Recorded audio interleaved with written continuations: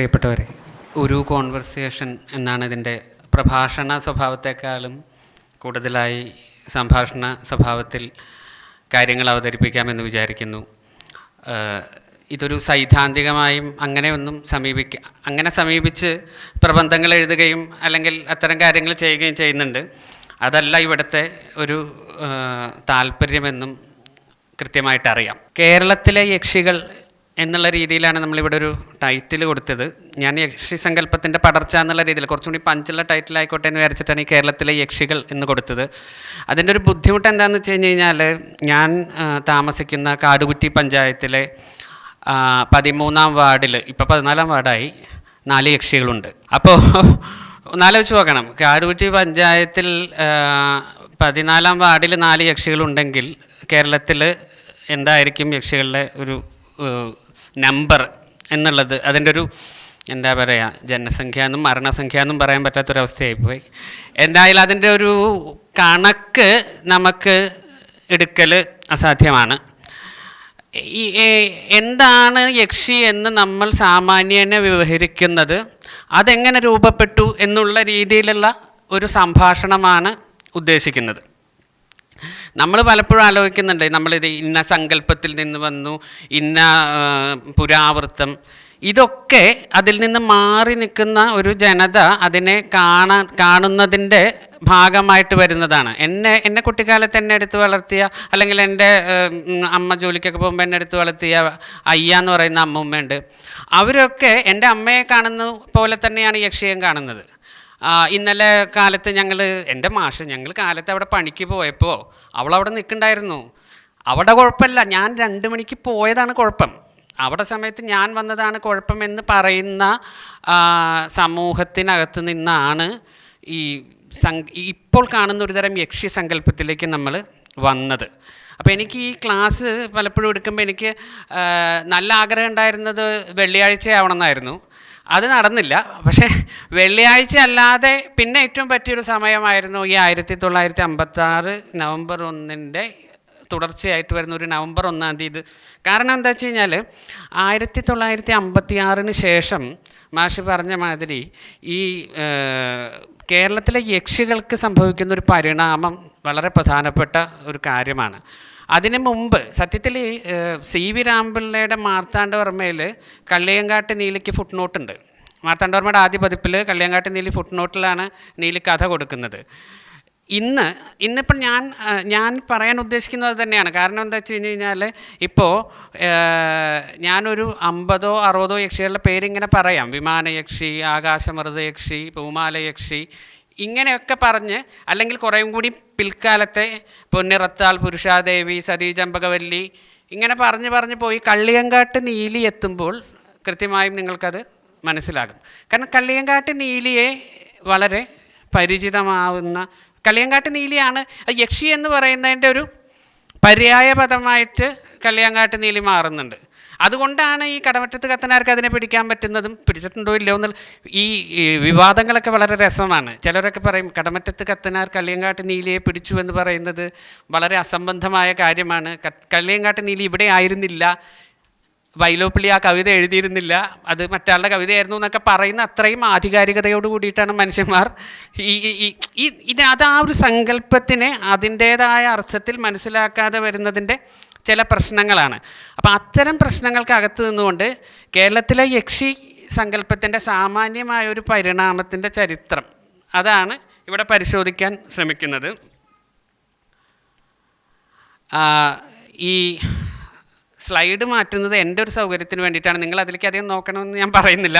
കാരണം എന്താ വെച്ചാൽ, എനിക്ക് പറയാനുള്ള ഒരു എളുപ്പത്തിന് വേണ്ടി ഞാൻ എഴുതി വെച്ചതാണ്. ഇതിനകത്ത് കാര്യമായ കാര്യങ്ങളൊന്നുമില്ല. 1956 ശേഷം എന്ന് പറയുമ്പോൾ യക്ഷി സങ്കല്പത്തിൽ, അല്ലെങ്കിൽ യക്ഷികളുടെ ഒരു ചരിത്രം പറയുമ്പോൾ കാലത്തിനൊന്നും വലിയ പ്രസക്തിയില്ല. ഒരു യക്ഷിക്ക് മാർത്താണ്ഡവർമ്മയുടെ കാലത്തും അതിനു മുമ്പുള്ള ചേരൻ ചെങ്കുട്ടവൻ്റെ കാലത്തും ഇക്കാലത്തും ഒരുപോലെ ജീവിക്കാൻ പറ്റുന്ന ഒരു സങ്കല്പത്തിന് ഇന്ന കാലം ഇന്ന ഘട്ടം എന്നൊന്നും പറയുന്നില്ല. ഓർമ്മകളിലേക്ക് അതിങ്ങനെ പടർന്ന് വരികയാണ്. പല കാലങ്ങളിൽ പല ദേശങ്ങളിലാണ് ഈ യക്ഷികൾ സഞ്ചരിക്കുന്നത്. പക്ഷേ ഇവർ സഞ്ചരിക്കുന്ന ദേശകാലങ്ങൾക്ക് ഒരു ചരിത്രബദ്ധതയുണ്ട് എന്നുള്ളതാണ് അതിൻ്റെ ഏറ്റവും വലിയ പ്രധാനപ്പെട്ട ഒരു കാര്യം. ഞാൻ കുറെ കൂടി വിശദമായി കള്ളിയങ്കാട്ട് നീലിയെപ്പറ്റി പറയുമ്പോൾ നിങ്ങൾക്കത് പറഞ്ഞു തരാൻ ശ്രമിക്കാം. കാരണം എന്താ വെച്ച് കഴിഞ്ഞാൽ ആധുനിക തിരുവിതാംകൂറിൽ രണ്ടിടങ്ങളിലാണ് പ്രധാനപ്പെട്ട യക്ഷിസങ്കല്പങ്ങൾ മുഴുവൻ ഉണ്ടാകുന്നത്. ഒന്ന് ആരുവാമൊഴി പാത എന്ന് പറയുന്ന അംബാസമുദ്രത്തിൽ നിന്ന് ആരുവാമൊഴി പാത വഴി ചീരുവാത്തടം വഴി താഴത്തേക്ക് ഇറങ്ങി വരുന്ന ട്രേഡ് റൂട്ടിലാണ് മാർത്താണ്ഡവർമ്മയുടെ കാലത്തിന് മുമ്പുള്ള എല്ലാ യക്ഷിസങ്കല്പങ്ങളും ഉണ്ടാകുന്നത്. 18-ാം നൂറ്റാണ്ടിലെ അവസാന സമയത്തുള്ള 3 യക്ഷികൾ കഴിയുന്നതോടുകൂടി ട്രേഡ് റൂട്ട് മാറുകയാണ്. ശുചീന്ദ്രം കന്യാകുമാരി പാതയിലേക്ക് ട്രേഡ് റൂട്ട് മാറുകയാണ്. പിന്നെ ഉണ്ടാകുന്ന സതി ചെമ്പകവല്ലി അങ്ങനത്തെ ആളുകൾ ഈ റൂട്ടിലേക്ക് മാറുകയാണ്. നീലിയുടെ ഒരു പ്രത്യേകത എന്ന് വെച്ചാൽ നീലി ഇത് എല്ലാ റൂട്ടിലും ഉണ്ട്. എല്ലാ റൂട്ടിലും നീലിയുണ്ട്. എല്ലാ സിദ്ധന്മാരും നീലിയെ കാണുന്നുണ്ട്. സത്യത്തിൽ നമ്മൾ അങ്ങനെ പറയും. നമ്മളിപ്പോൾ നമ്മുടെ ഒരു കേമത്തം കാണിക്കാൻ വേണ്ടിയിട്ട് നമ്മൾ നല്ല ഒരാളാണെങ്കിൽ ഞാൻ അയാളുടെ ശത്രുവാണ്, അയാളുടെ ഒരു സുഹൃത്താണ്, ആ ഒരു പ്രശ്നം എനിക്ക് പലപ്പോഴും ഈ കള്ളിയങ്കാട്ട് നീലിയുടെ കഥകളിൽ തോന്നിയിട്ടുണ്ട്. കത്തനാർ പിടിച്ചു, തരണനെല്ലൂർ പ്രതിഷ്ഠിച്ചു, മറ്റേ മുഞ്ചറമടക്കാർ പിടിച്ചു, മൗനസ്വാമി തക്കലസ്വാമി കണ്ടു. ഇങ്ങനെ എല്ലാവരും അക്കാലത്ത് സിദ്ധരാണെന്ന് സ്വയം വിശ്വസിക്കുകയോ ആളുകൾ വിശ്വസിക്കുകയോ ചെയ്തിരുന്ന എല്ലാ ആളുകളും ഈ സങ്കല്പമായിട്ട് ഇങ്ങനെ ചേർന്ന് പോകുന്നുണ്ട്. എന്തായാലും ഇത് പല കാലങ്ങളിൽ പല ദേശങ്ങളിലേക്ക് ഇങ്ങനെ പടരുന്നതാണ്. ഈ പടർച്ചയുടെ വ്യാപനത്തിലാണ് യക്ഷിയുടെ ശക്തി ഇരിക്കുന്നത്. അതല്ലാത്ത യക്ഷികളൊക്കെ അവിടെ അതിനു മുമ്പേ അവസാനിച്ചു. എത്രയോ ഈ കള്ളിയങ്കാട്ട് നീലിയെപ്പോലെ തന്നെ വൈബ്രൻ്റായിട്ട് അതിൻ്റെ ആ സങ്കല്പം ഉണ്ടായിരുന്ന കാലത്തുണ്ടായിരുന്നതാണ് സതി ചെമ്പകവല്ലി. പക്ഷേ സതി ചെമ്പകവല്ലി ഈ പറയുന്ന മാതിരി മേലാങ്കോട്ട് വന്നോടുകൂടി അത് പിന്നെ തീർന്നു. ആ സമയത്തോടു കൂടി തീർന്നു. കള്ളിയങ്കാട്ട് നീലി പിന്നെയും ഇങ്ങനെ സഞ്ചരിച്ചു കൊണ്ടിരിക്കുന്നത് ഈ പടർച്ചകളുടെ സവിശേഷതകൾ കൊണ്ടാണ്. ഓർമ്മകളുടെ പടർച്ച, ആ പടർച്ച കൃത്യമായും ചരിത്രബദ്ധമാണ് എന്നുള്ളത് ശ്രദ്ധിക്കപ്പെടേണ്ടതുമാണ്. ജയമോഹൻ്റെ നാഞ്ചിനാട്ടിലെ യക്ഷികൾ എന്ന് പറയുന്നൊരു ലേഖനമുണ്ട്. കൽപ്പറ്റ മാഷ് പറഞ്ഞ മാതിരി മലയാളി ഉള്ളിടത്തോളം കാലം നാഞ്ചിനാട്ടിലെ യക്ഷി എന്നൊരു ലേഖനം എഴുതിയ ജയമോഹനോട് നാം കടപ്പെട്ടിരിക്കും എന്ന് പറയുന്നത് വളരെ സത്യസന്ധമായ പ്രസ്താവനയാണ്. ഓർമ്മകൾ നിന്ന് കത്തുന്ന ഒരു കത്തുന്ന കൂടിയുണ്ട്. ജഡൻ നിന്ന് കത്തുന്ന തീക്ക് ഒരു പരിധിയുണ്ട്. ആ പരിധിയിൽ അത് അണയും. ഓർമ്മകൾ നിന്ന് അതിങ്ങനെ ഓർമ്മകൾ തിന്ന് കത്തുന്ന ആ തീയെ നമുക്ക് അണയ്ക്കാൻ ആവില്ല. ആ തീയുടെ പടർച്ചയിലാണ് ഈ പറയുന്ന പല യക്ഷി സങ്കല്പങ്ങളും വലുതാവുന്നത്. ഇത് ഇത്തരമൊരു ക്ലാസിൻ്റെ ഒരു സാമാന്യ സ്വഭാവത്തിന് വേണ്ടി പറയുന്ന ഒരു കാര്യമായി കരുതിയാൽ മതി. കേരളത്തിലെ യക്ഷികളെ നമ്മൾ സാമാന്യമായി പരിശോധിക്കുകയാണെങ്കിൽ ഉത്തര കേരളത്തിലെ യക്ഷി സങ്കല്പങ്ങളെ നമ്മൾ പറയാം. ഇപ്പോൾ MV വിഷ്ണുപുരി സാറിൻ്റെ പുസ്തകത്തിലോ അല്ലെങ്കിലൊക്കെ നമ്മൾ കാണുന്ന മാതിരി കുറെ കൂടി റിച്വൽ സ്വഭാവത്തിൽ, അവിടെയെല്ലാം ഞാൻ നേരത്തെ പറഞ്ഞ മാതിരി വാർഡുകളിൽ കാണുന്ന യക്ഷികളുണ്ടാവും, അതില്ലെന്ന് പറയുന്നില്ല. പക്ഷേ അവിടെ സാമാന്യേന കാണുന്ന യക്ഷികൾ എന്ന് പറയുന്നത് ഈ പറയുന്ന കേരളത്തിൻ്റെ പൊതുമാന്ത്രിക പാരമ്പര്യത്തിൽ മൂർത്തി സ്വഭാവത്തിലേക്ക് പൂർണ്ണമായും മാറ്റപ്പെട്ട ഒരു, അതിൽ ഈ പറയുന്ന തെക്കൻ കേരളത്തിലെ യക്ഷികളുടെ മാതിരി വളരെ വൈബ്രൻ്റ് ആയിട്ടുള്ളൊരു ഭൂതകാലമൊന്നും ഉണ്ടാവില്ല. കൃത്യമായൊരു മൂർത്തി സ്വഭാവത്തിലേക്ക് മാറ്റപ്പെട്ട യക്ഷികൾ. മധ്യ കേരളത്തിലേക്ക് വരുമ്പോഴേക്കും അത് കുറേയും കൂടി പിൽക്കാലത്താണ് ആ യക്ഷികളിലേക്കൊരു എന്താ പറയുക, അതിൻ്റെ ഒരു സ്വഭാവം പരിശോധിക്കുമ്പോൾ കൂടുതൽ സാഹിത്യാംശത്തിന് പ്രാധാന്യം കൊടുത്ത്, നമ്മൾ ഈ കഥകളൊക്കെ നിങ്ങൾ കേട്ടിട്ടുണ്ടാവും എന്ന് ഞാൻ വിചാരിക്കുന്നു, എനിക്കറിയില്ല. കാലടി ഭട്ടതിരിയെ പറ്റിയിട്ട്, ഐതിഹ്യമാലയിലുള്ള യക്ഷികളാണ് ഇതൊക്കെ. ഭട്ടതിരി എന്താണ് ഐതിഹ്യമാലയിൽ എനിക്ക് തോന്നുന്നു അതിൻ്റെ ടൈറ്റിലും അങ്ങനെയാണ്, യക്ഷിയെ പിടിച്ച ഭട്ടതിരിയും യക്ഷി പിടിച്ച ഭട്ടതിരിന്നോ അങ്ങനെ എന്താണ് അതിൻ്റെ ടൈറ്റിൽ. അതായത് തൃശ്ശൂർക്ക് പോകുന്ന വഴിക്ക് രണ്ടുപേരെയും രണ്ട് യക്ഷികൾ സ്നേഹത്തോടുകൂടി ക്ഷണിക്കും, മാളികപ്പുറത്ത് കയറ്റും. അതൊക്കെ പിൽക്കാലത്തിൽ സ്ഥിരം കൊട്ടാരത്തിലെ ശങ്കുണ്ണിക്ക് ശേഷമാണ് കൃത്യമായും നമ്മൾക്ക് ഈ പറയുന്ന സങ്കല്പത്തിലേക്ക് അത് വന്നത്. എന്നിട്ട് പനയുടെ മുകളിലെത്തും, കാലടി ഭട്ടതിരി മരിക്കും, മറ്റാളുടെ കയ്യിൽ ദേവി മഹാത്മ്യം ഉണ്ടായിരുന്നുകൊണ്ട് അദ്ദേഹം രക്ഷപ്പെടും.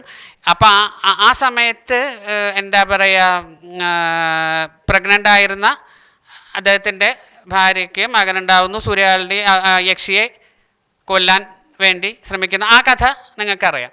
പിന്നെയുള്ളത് തൃശ്ശൂരിലെ ചിത്രയക്ഷി വടക്കുന്നാലിലെ യക്ഷി എന്ന് പറയുന്ന സങ്കല്പത്തിൽ ആ യക്ഷിയും ഇതുപോലെ തന്നെ വെൺമണിയുടെ ഭാര്യ പോലെ അല്ലെങ്കിൽ പ്രണയിനിയായി വരുന്ന ആ കഥയും നിങ്ങൾ കേട്ടിട്ടുണ്ടാവും. ഇത് കുറച്ചും കൂടിയും കഴിഞ്ഞിട്ട് വയസ്കര മൂസിൻ്റെ കഥയിലേക്കൊക്കെ എത്തുമ്പോൾ ഭാര്യ തന്നെയായി, ഭാര്യയുമായി കുട്ടിയുമായി ഉള്ള യക്ഷിയായി വയസ്കര മൂസിൻ്റെ കാലത്തെത്തുമ്പോഴേക്കും. ഇതൊക്കെ മധ്യ കേരളത്തിലെ ഈ പറയുന്ന നമ്മളിപ്പോൾ തെക്കൻ കേരളത്തിൽ ഇനി പറയാൻ പോകുന്ന യക്ഷികളെ പോലെ പ്രധാനപ്പെട്ട ശ്രദ്ധിക്കപ്പെടേണ്ടുന്ന യക്ഷികളായിട്ട് വന്ന യക്ഷികളാണ്. കത്തനാർ മധ്യ കേരളമാണോ എന്ന് ചോദിച്ചു കഴിഞ്ഞാൽ കത്തനാരെ പറ്റി സാധാരണ പറയുന്നത് തിരുവിതാംകൂറിൻ്റെ ഏറ്റവും ഇപ്പുറത്തറ്റം, കുന്നത്തുനാട് താലൂക്ക് അന്ന് തിരുവിതാംകൂർ രാജ്യത്തിൻ്റെ ഭാഗമായിരുന്നു. അപ്പോൾ അത് തിരുവിതാംകൂറിൻ്റെ ഭാഗമായി തന്നെയാണ് പറയേണ്ടത് എന്നുള്ളത്. എന്തായാലും കത്തനാരും യക്ഷിയും എന്ന് പറയുന്ന കഥ വളരെ പ്രധാനപ്പെട്ടൊരു കഥയാണ്. അത് നീലിയെപ്പറ്റി പറയുമ്പോൾ പറയാമെന്ന് തോന്നുന്നു. അതുപോലെ തന്നെ തെക്കൻ കേരളത്തിലെ യക്ഷികൾ തിരുവിതാംകൂറിലെ തന്നെ കുറേ കൂടി മധ്യ തിരുവിതാംകൂറിലൊക്കെയുള്ള പടയണി പോലെയുള്ള അനുഷ്ഠാന സ്വഭാവത്തിൽ ഒരുപാട് യക്ഷികളെ പറ്റി പറയുന്നുണ്ട്. യക്ഷികളുടെ ഇങ്ങനെ ലിസ്റ്റ് വരുന്നുണ്ട്. അതൊന്നും ആരും ശ്രദ്ധിക്കുന്നില്ല. നിങ്ങൾക്കൊന്ന് ഞാനിപ്പോൾ ഒരു 50 യക്ഷികളുടെ പേര് പറയാം, അതിലൊരാളെ നിങ്ങൾക്ക് അറിയില്ല. പക്ഷെ അങ്ങനെയല്ലാത്ത ചില പേരുകളിലേക്ക് നിങ്ങളിങ്ങനെ എപ്പോഴും ആകൃഷ്ടരാകുന്നതിൻ്റെ പ്രത്യേകത അത് ആ റിച്വൽ സ്വഭാവത്തിൽ തന്നെയാണ് അതും വരുന്നത്. പിന്നെ വരുന്നതാണ് വില്ലടിച്ചാമ്പാട്ടിലെ യക്ഷികൾ. അത് വളരെ പ്രധാനപ്പെട്ട ഒരു ഗണമാണ്.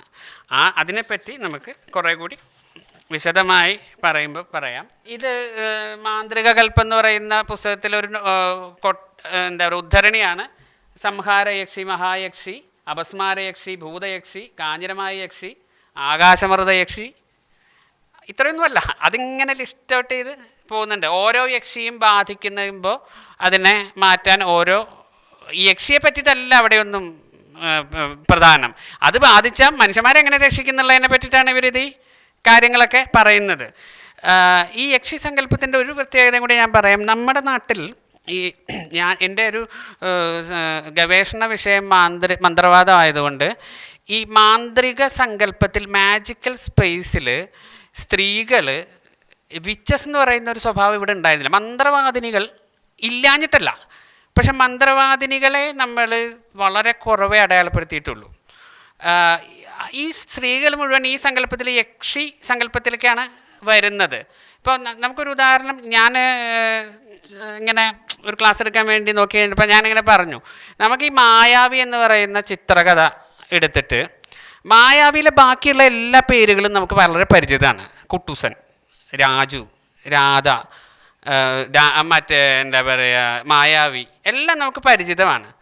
ഡാഗിനി മാത്രം എന്തുകൊണ്ട് നമുക്ക് ലീല എന്നൊരു പേര് ഇട്ടൂടെ? എനിക്കറിയാം ലീല എന്ന് പറയുന്ന 10 മന്ത്രവാദികളുടെ അടുത്ത് പഠിച്ച് കല്ലടിക്കോട് നീലയുടെ സേവയുള്ള മന്ത്രവാദിനെ എനിക്കറിയാം.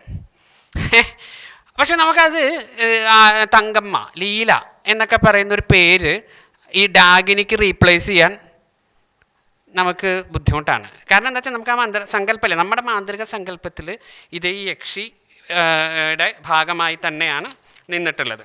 ഈ സ്ലൈഡ് ഞാൻ പറഞ്ഞില്ലെങ്കിൽ അത് എന്താ പറയുക, എനിക്കിത് അറിയാത്തതുകൊണ്ടാണ് എന്ന് നിങ്ങൾ വിചാരിക്കും എന്ന് വിചാരിച്ചിട്ട് ഉണ്ടാക്കിയൊരു സ്ലൈഡാണ്. ഇതെൻ്റെ വിഷയവുമായിട്ട് അത്ര വലിയ ബന്ധമൊന്നുമില്ല. കാരണം കേരളത്തിൻ്റെ യക്ഷികളെ പറ്റി പറയുമ്പോൾ എല്ലാവരും പറയുന്ന കാര്യം ഇത് മാത്രമാണ്.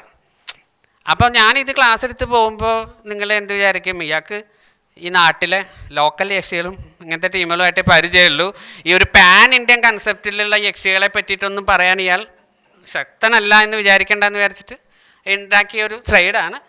അതായത് ജൈന പാരമ്പര്യത്തിൽ ജഖിനി എന്നുള്ള രീതിയിലും തമിഴിൽ യക്കി, അത് പിന്നെ ഇശക്കി ആവുന്നു, ചിലപ്പതികാരത്തിൽ ഉള്ള പരാമർശമാണ്.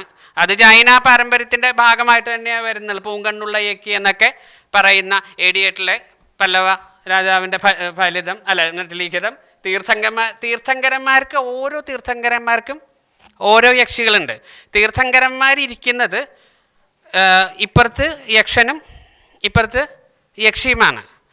ഈ പാൻ ഇന്ത്യൻ കൺസെപ്റ്റിലെ യക്ഷന്മാരും യക്ഷികളും ചില്ലറക്കാരൊന്നുമല്ല.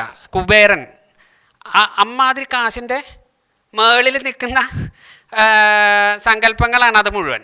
പക്ഷെ ആ സങ്കല്പത്തിൻ്റെയൊക്കെ ഒരു പ്രശ്നം എന്താ വെച്ച് കഴിഞ്ഞാൽ അതൊക്കെ ആ സങ്കല്പമായി തന്നെ അവിടെ നിൽക്കുന്നുണ്ട്. ഒരു ഡിസ്കോഴ്സ് ഇല്ല അതിനൊന്നും.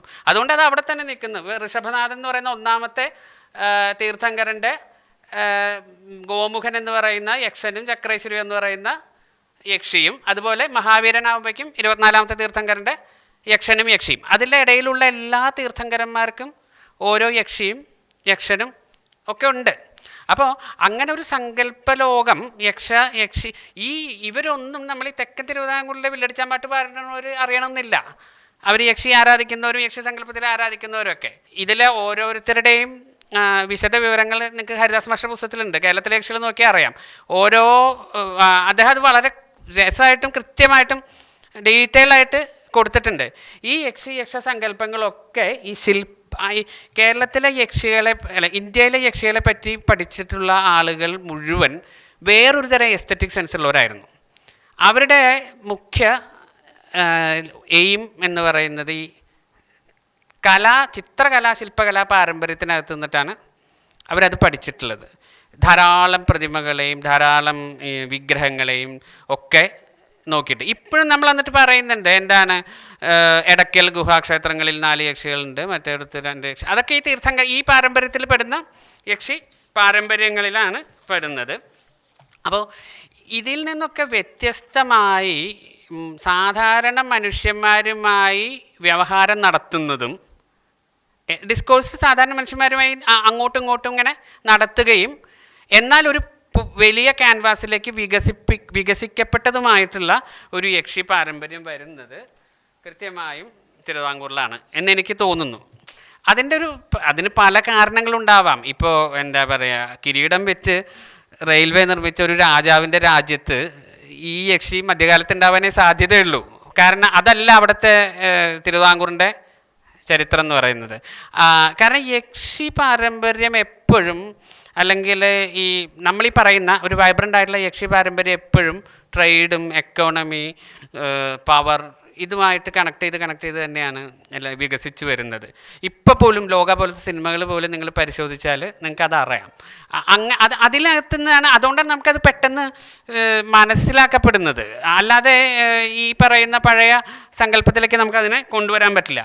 അതിൽ തിരുവിതാംകൂറിൻ്റെ രൂപപ്പെടൽ എന്ന് പറയുന്നത് വളരെ പ്രധാനപ്പെട്ട ഒരു കാര്യമാണ്. 18ാം നൂറ്റാണ്ടിൽ മാർത്താണ്ഡവർമ്മയ്ക്ക് ശരിക്കും പറഞ്ഞാൽ അങ്ങനെ നമ്മൾ സാധാരണ നിലയ്ക്ക് പറയാറുണ്ട്. ഒരു മാർത്താണ്ഡവർമ്മയ്ക്ക് മുമ്പുള്ള ഒരു തിരുവിതാംകൂറും ശേഷം ആധുനിക തിരുവിതാംകൂർ അല്ലെങ്കിൽ കാർത്തിക തിരുനാളെന്ന് പിന്നെ പറയാറുണ്ട്. അല്ലെങ്കിൽ മാർത്താണ്ഡവർമ്മയാണ് നമുക്കതിനെ എന്താ പറയുക, ഒരു തരത്തിൽ നമുക്കതിനെ എങ്ങനെ ഭാഗമാക്കാൻ പറ്റും.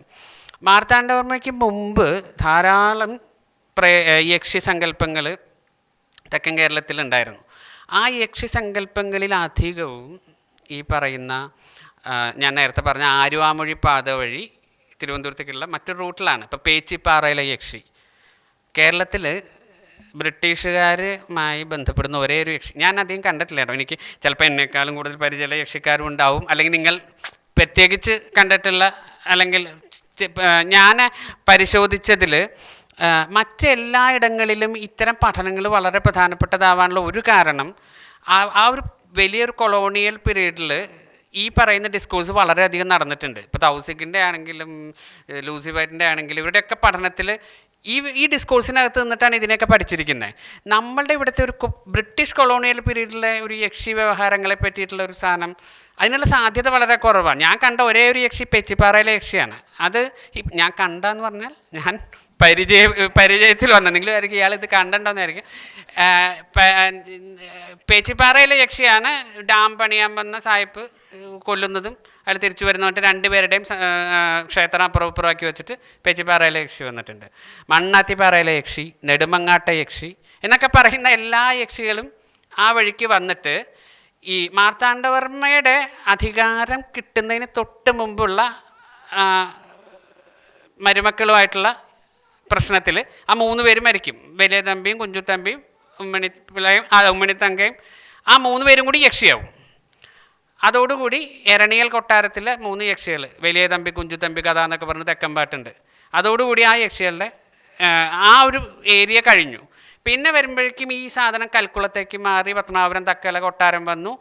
ഈ ട്രേഡ് റൂട്ട് ഇപ്പുറത്തോട്ട് മാറി. പിന്നെയുള്ള യക്ഷികൾ മുഴുവൻ ഉണ്ടാകുന്നത് ഈ റൂട്ടിലാണ്. അവർ വിഹരിക്കുന്നത് ഈ റൂട്ടിലാണ്. അപ്പോൾ നോക്കൂ, ഇതൊരു എന്താ പറയുക, ആകസ്മികതയല്ല. ഇത് ശരിക്കും പറഞ്ഞു കഴിഞ്ഞാൽ നമ്മളത് ആ രീതിയിൽ മനസ്സിലാക്കാൻ ശ്രമിച്ചു കഴിഞ്ഞാൽ ഇത്തരം ഒരു ഐഡിയോളജിക്കൽ സ്പേസ് മെറ്റീരിയൽ സ്പേസിനെയും മെറ്റീരിയൽ സ്പേസ് ഐഡിയോളജിക്കൽ റെസിപ്രോക്കലായിട്ട് അങ്ങോട്ടും കൃത്യമായുള്ള ഡിസ്കോഴ്സ്. അത് സാധ്യമല്ലാത്ത ഒരു സാധനം വരുന്നോ അത് പ്രതിഷ്ഠയോ മൂർത്തിയോ ആയി അങ്ങോട്ട് മാറും. അതിനെ നിങ്ങൾക്ക് വച്ചിട്ടൊരു ലോകയോ വേറെ ഒന്നും ഒരു സാധനവും ഒരു നാടകമോ സിനിമയോ ഒന്നും പിടിക്കാൻ പറ്റില്ല. അതങ്ങോട്ട് മാറി, അത് ആ സ്പേസിനകത്തുനിന്ന് വിട്ട് പോകുന്നുണ്ട്. ഈ സങ്കല്പത്തിനകത്ത് രൂപപ്പെടുന്ന ഏറ്റവും പ്രധാനപ്പെട്ട ഒരു യക്ഷി സങ്കല്പമാണ് കള്ളിയങ്കാട്ട് നീലി. കള്ളിയങ്കാട്ട് നീലിയുടെ 2 ക്ഷേത്രങ്ങൾ, കള്ളിയങ്കാട്ട് നീലിയുടെ രണ്ടൊന്നുമല്ല, തിരുവനന്തപുരം ജില്ലയിൽ ഒരുപാട് ക്ഷേത്രങ്ങൾ ഇയാൾ ഈ 2 എന്ന് പറയുന്നത് എന്താണ്, ഈ 2നും പ്രാധാന്യമുള്ളതുകൊണ്ടാണ് ഞാൻ രണ്ട് പ്രധാനപ്പെട്ട പാഠഭേദങ്ങളിൽ വരുന്ന 2 ക്ഷേത്രങ്ങളാണ്. ആദ്യത്തേതെന്ന് പറയുന്നത് മുപ്പന്തൽ എന്ന് പറയുന്ന സ്ഥലത്തെ നീലി ക്ഷേത്രമാണ്. മുപ്പന്തൽ എന്ന് പറയുന്നത് നാഗർകോവിലിൽ നിന്നും തോവാള കഴിഞ്ഞ് തിരുനെൽവേലിക്ക് പോകുന്ന റൂട്ടിൽ തോവാള കഴിഞ്ഞ് കുറച്ച് ദൂരം കഴിയുമ്പോഴേക്കും മുപ്പന്തൽ കോവിലായി. ഇതാണ് ഏറെക്കുറെ ഏറ്റവും കുറേയും കൂടി പഴയ കഥയിലെ, അല്ലെങ്കിൽ യഥാർത്ഥ വില്ലടിച്ചാൻ പാട്ടുള്ള കഥയാണ് നീലി എന്ന് പറയുന്ന ആ കഥയിലെ അമ്പലം. ഇപ്പുറത്തുള്ള അമ്പലം എന്ന് പറയുന്നത് നാഗർകോവിലിൽ നിന്ന് തിരുവനന്തപുരത്തേക്ക് വരുന്ന വഴിക്ക് പാർവതിപുരത്തിനടുത്ത് കള്ളിയങ്കാട്ട് എന്ന് പറയുന്ന പുതിയ കഥയിലെ ആ 2 അമ്പലങ്ങളും അങ്ങനെ. അതാണ് നീലിക്കഥയുടെ സാധാരണ നിലയ്ക്ക് നമ്മൾ വരുന്ന 2 പാഠങ്ങളാണ് നമ്മൾ നീലിക്കഥയിൽ ഉള്ളത്. ഒന്നാമത്തെ കഥ തെക്കൻ കേരളത്തിലെ വില്ലടിച്ചാൻ പാട്ടിൽ പാടി വരുന്ന ഒരു കഥയാണ്. ഭയങ്കര രസമാണ് ഇതിൻ്റെ കാലം അങ്ങോട്ടും ഇങ്ങോട്ടും പറഞ്ഞു പോണത്. ഈ കഥയിൽ എന്താ പറയുക, നായകൻ ഒരു നമ്പിയാണ്, പൂജാരിയാണ്.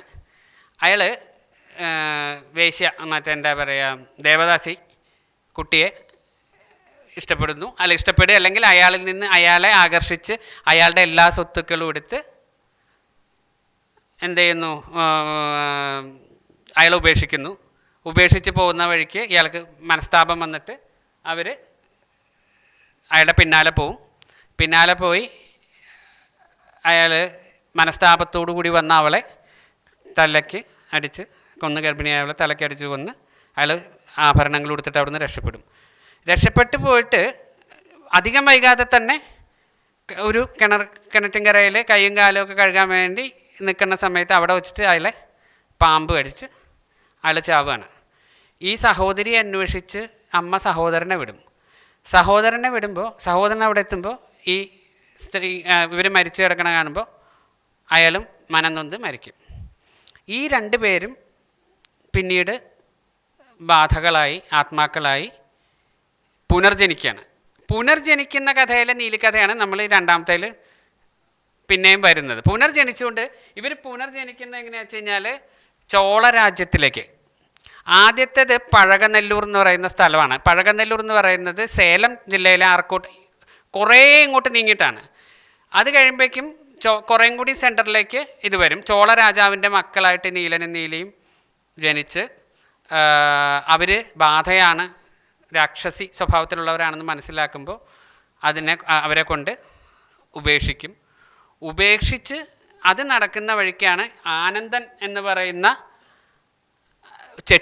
ചെട്ടിയാരായി. അപ്പോഴേക്കും ബ്രാഹ്മണൻ ചെട്ടിയാർ വസ്ത്രവ്യാപാരം നടത്തുന്ന ആളവിടെ വന്നു. ചെട്ടിയാരായിട്ട് പുനർജന്മത്തിൽ ജനിച്ചിട്ടുണ്ടെന്ന് മനസ്സിലാക്കിയ നീലി അയാളെ കൊല്ലാൻ വേണ്ടി വരികയും അയാളെ, കഥ വളരെ ഡീറ്റെയിൽ ആണ്, നിങ്ങൾക്കത് അവൈലബിൾ ആണ്.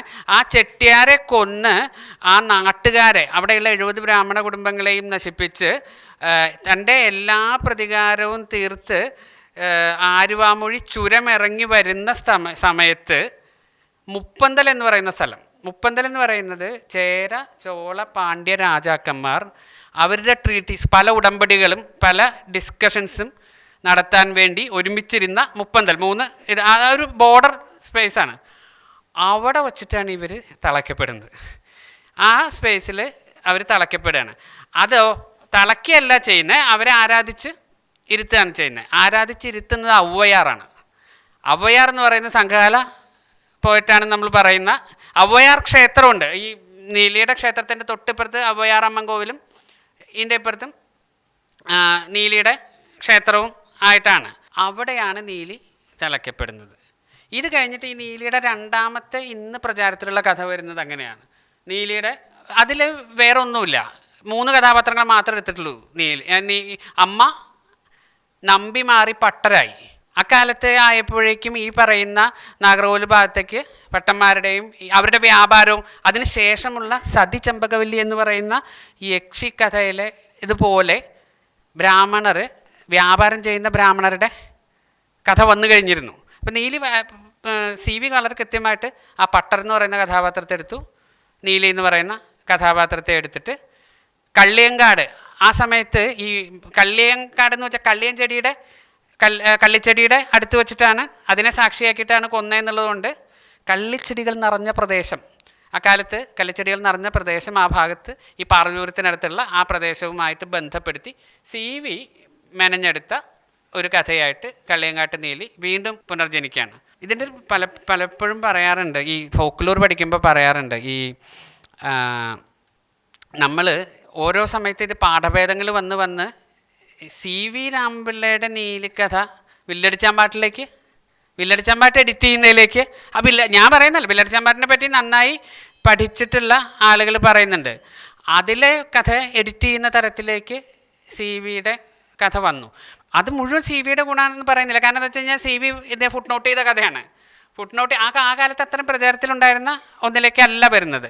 അതിനകത്ത് ഈ അധികാരം, അപ്പം നിങ്ങൾ ആലോചിച്ച് നോക്കുക, സേലം ജില്ലയിലെ പഴകനല്ലൂരിൽ നിന്ന് വരുന്ന ഒന്ന് കാവേരി പൂമ്പട്ടണത്തിലെ ചോള രാജാവിൻ്റെ മകളായി വന്ന് ചേരപാണ്ഡ്യ ചോള മുപ്പന്തല് അവിടെ തളയ്ക്കപ്പെട്ട് പിന്നീട് പാർവതീപുരത്തേക്ക് വരുന്ന എത്ര കാലത്തിലൂടെ അത് സഞ്ചരിക്കുന്നു, എത്ര ചരിത്ര നിമിഷങ്ങളിലൂടെ അതുമായി ഡിസ്കോഴ്സ് ചെയ്യുന്നു. ഇതൊന്നും സത്യമല്ല. ഇപ്പം മാഷ് പറയുന്ന മാതിരി ഇതൊന്നും നടക്കണ കാര്യമാണോ എന്ന് ചോദിച്ചാൽ ഞാൻ നടക്കണ കാര്യമായിട്ടല്ല പറയുന്നത്.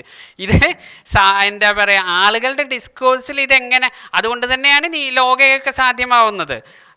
അത് മാർത്താണ്ഡവർമ്മയ്ക്ക് വേറൊരു പ്രത്യേകതയുണ്ട്. മാർത്താണ്ഡവർമ്മ ഈ കഥയിൽ സ്വയം കഥാപാത്രമായി മാറുകയും ചെയ്യുന്ന ഒരു രാജാവാണ്. കാരണം എന്താ വെച്ച് കഴിഞ്ഞാൽ ഈ എട്ടുവിട്ടി പിള്ളമാർ കൊല്ലാൻ വേണ്ടി ഓടിക്കുന്ന സമയത്ത് ഇദ്ദേഹം നേരെ കയറുന്നത് നീലിക്ഷേത്രത്തിലാണ്. നീലിക്ഷേത്രത്തിലെ പൂജാരി എന്താണ് ഈ മാർത്താണ്ഡവർമ്മയുടെ വേഷം കിട്ടി അവിടുന്ന് പുറത്തേക്ക് ഇറങ്ങുകയും അയാളെ കൊന്നിട്ട് മാർത്താണ്ഡവർമ്മ മരിച്ചു എന്ന് പറഞ്ഞിട്ട് അവർ തിരിച്ചു പോവുകയും അങ്ങനെ മാർത്താണ്ഡവർമ്മയെ രക്ഷിച്ചതായിട്ടുള്ള കഥയും ഈ നീലി കഥയുമായിട്ട് ചേർത്ത് പറയേണ്ടുന്ന ഒരു കാര്യമാണ്.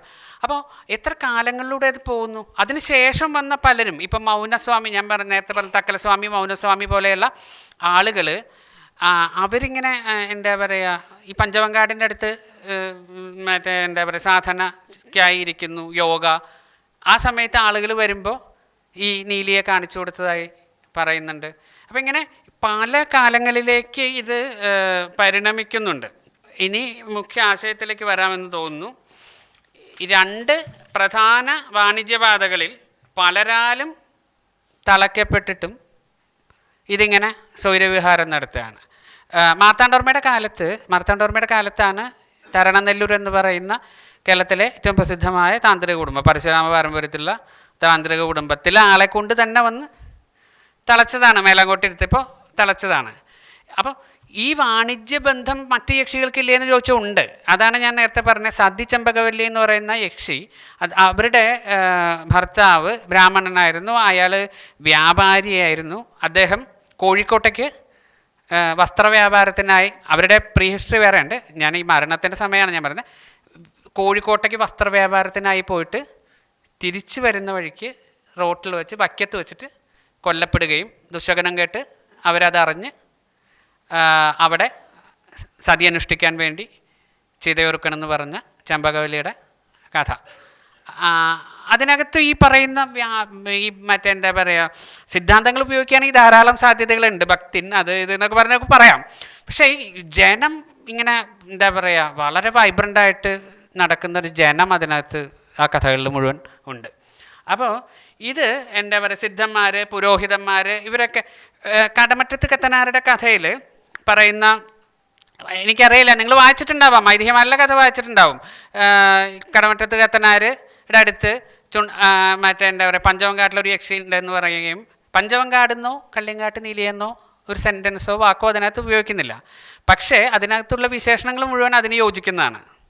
തിരുവനന്തപുരത്ത് നിന്ന് കിഴക്ക് മാറി പാർവതീപുരത്തിനടുത്തുള്ള അങ്ങനെയുള്ളൊരു കാട്ടിൽ നിന്നാണ് ഇത് ആ യക്ഷിയെ പിടിച്ചിട്ട് ഇങ്ങോട്ട് കൊണ്ടുവന്നിട്ട് ഇവിടെ എത്തിക്കഴിഞ്ഞപ്പോൾ ഭക്ഷണം കഴിക്കാൻ കയറിയ വീട്ടിലെ മുത്തശ്ശിക്ക് മകളെപ്പോലെ തോന്നുകയും അവളെ സ്വീകരിക്കുകയും മുടി വേറെടുക്കുന്ന സമയത്ത് ആണി കണ്ടപ്പോൾ അതൂരി അമ്മ എങ്ങോട്ട് പോയി, തിരിച്ച് അങ്ങോട്ട് പോകാൻ നിന്നു. ഇദ്ദേഹം വിട്ടില്ല, കത്തനാരല്ലേ, പിന്നാലെ പോയി എവിടെ വെച്ച് തിരുവല്ല കെട്ടി അവിടെ വെച്ച് പിടിച്ച് പനയനാകാവിൽ ബന്ധിച്ചു. അതിനെ പരുമല യക്ഷി എന്ന് പേരുമുണ്ട്, വേറൊരു യക്ഷി എന്ന് പേരുമുണ്ട്. അത് കടമറ്റത്ത് കല്ലേങ്ങാട്ട് നീലിയാണോ എന്നൊന്നും അല്ലെങ്കിൽ അങ്ങനത്തെ ചർച്ചകളൊക്കെ ഉണ്ട്, അത് വേറെ. ഞാൻ പറയുന്നത് ഈ നീലിയുടെ കൺസെപ്റ്റുവൽ സാധനം ഇതിനകത്തേക്കും പടർന്നിട്ടുണ്ട്.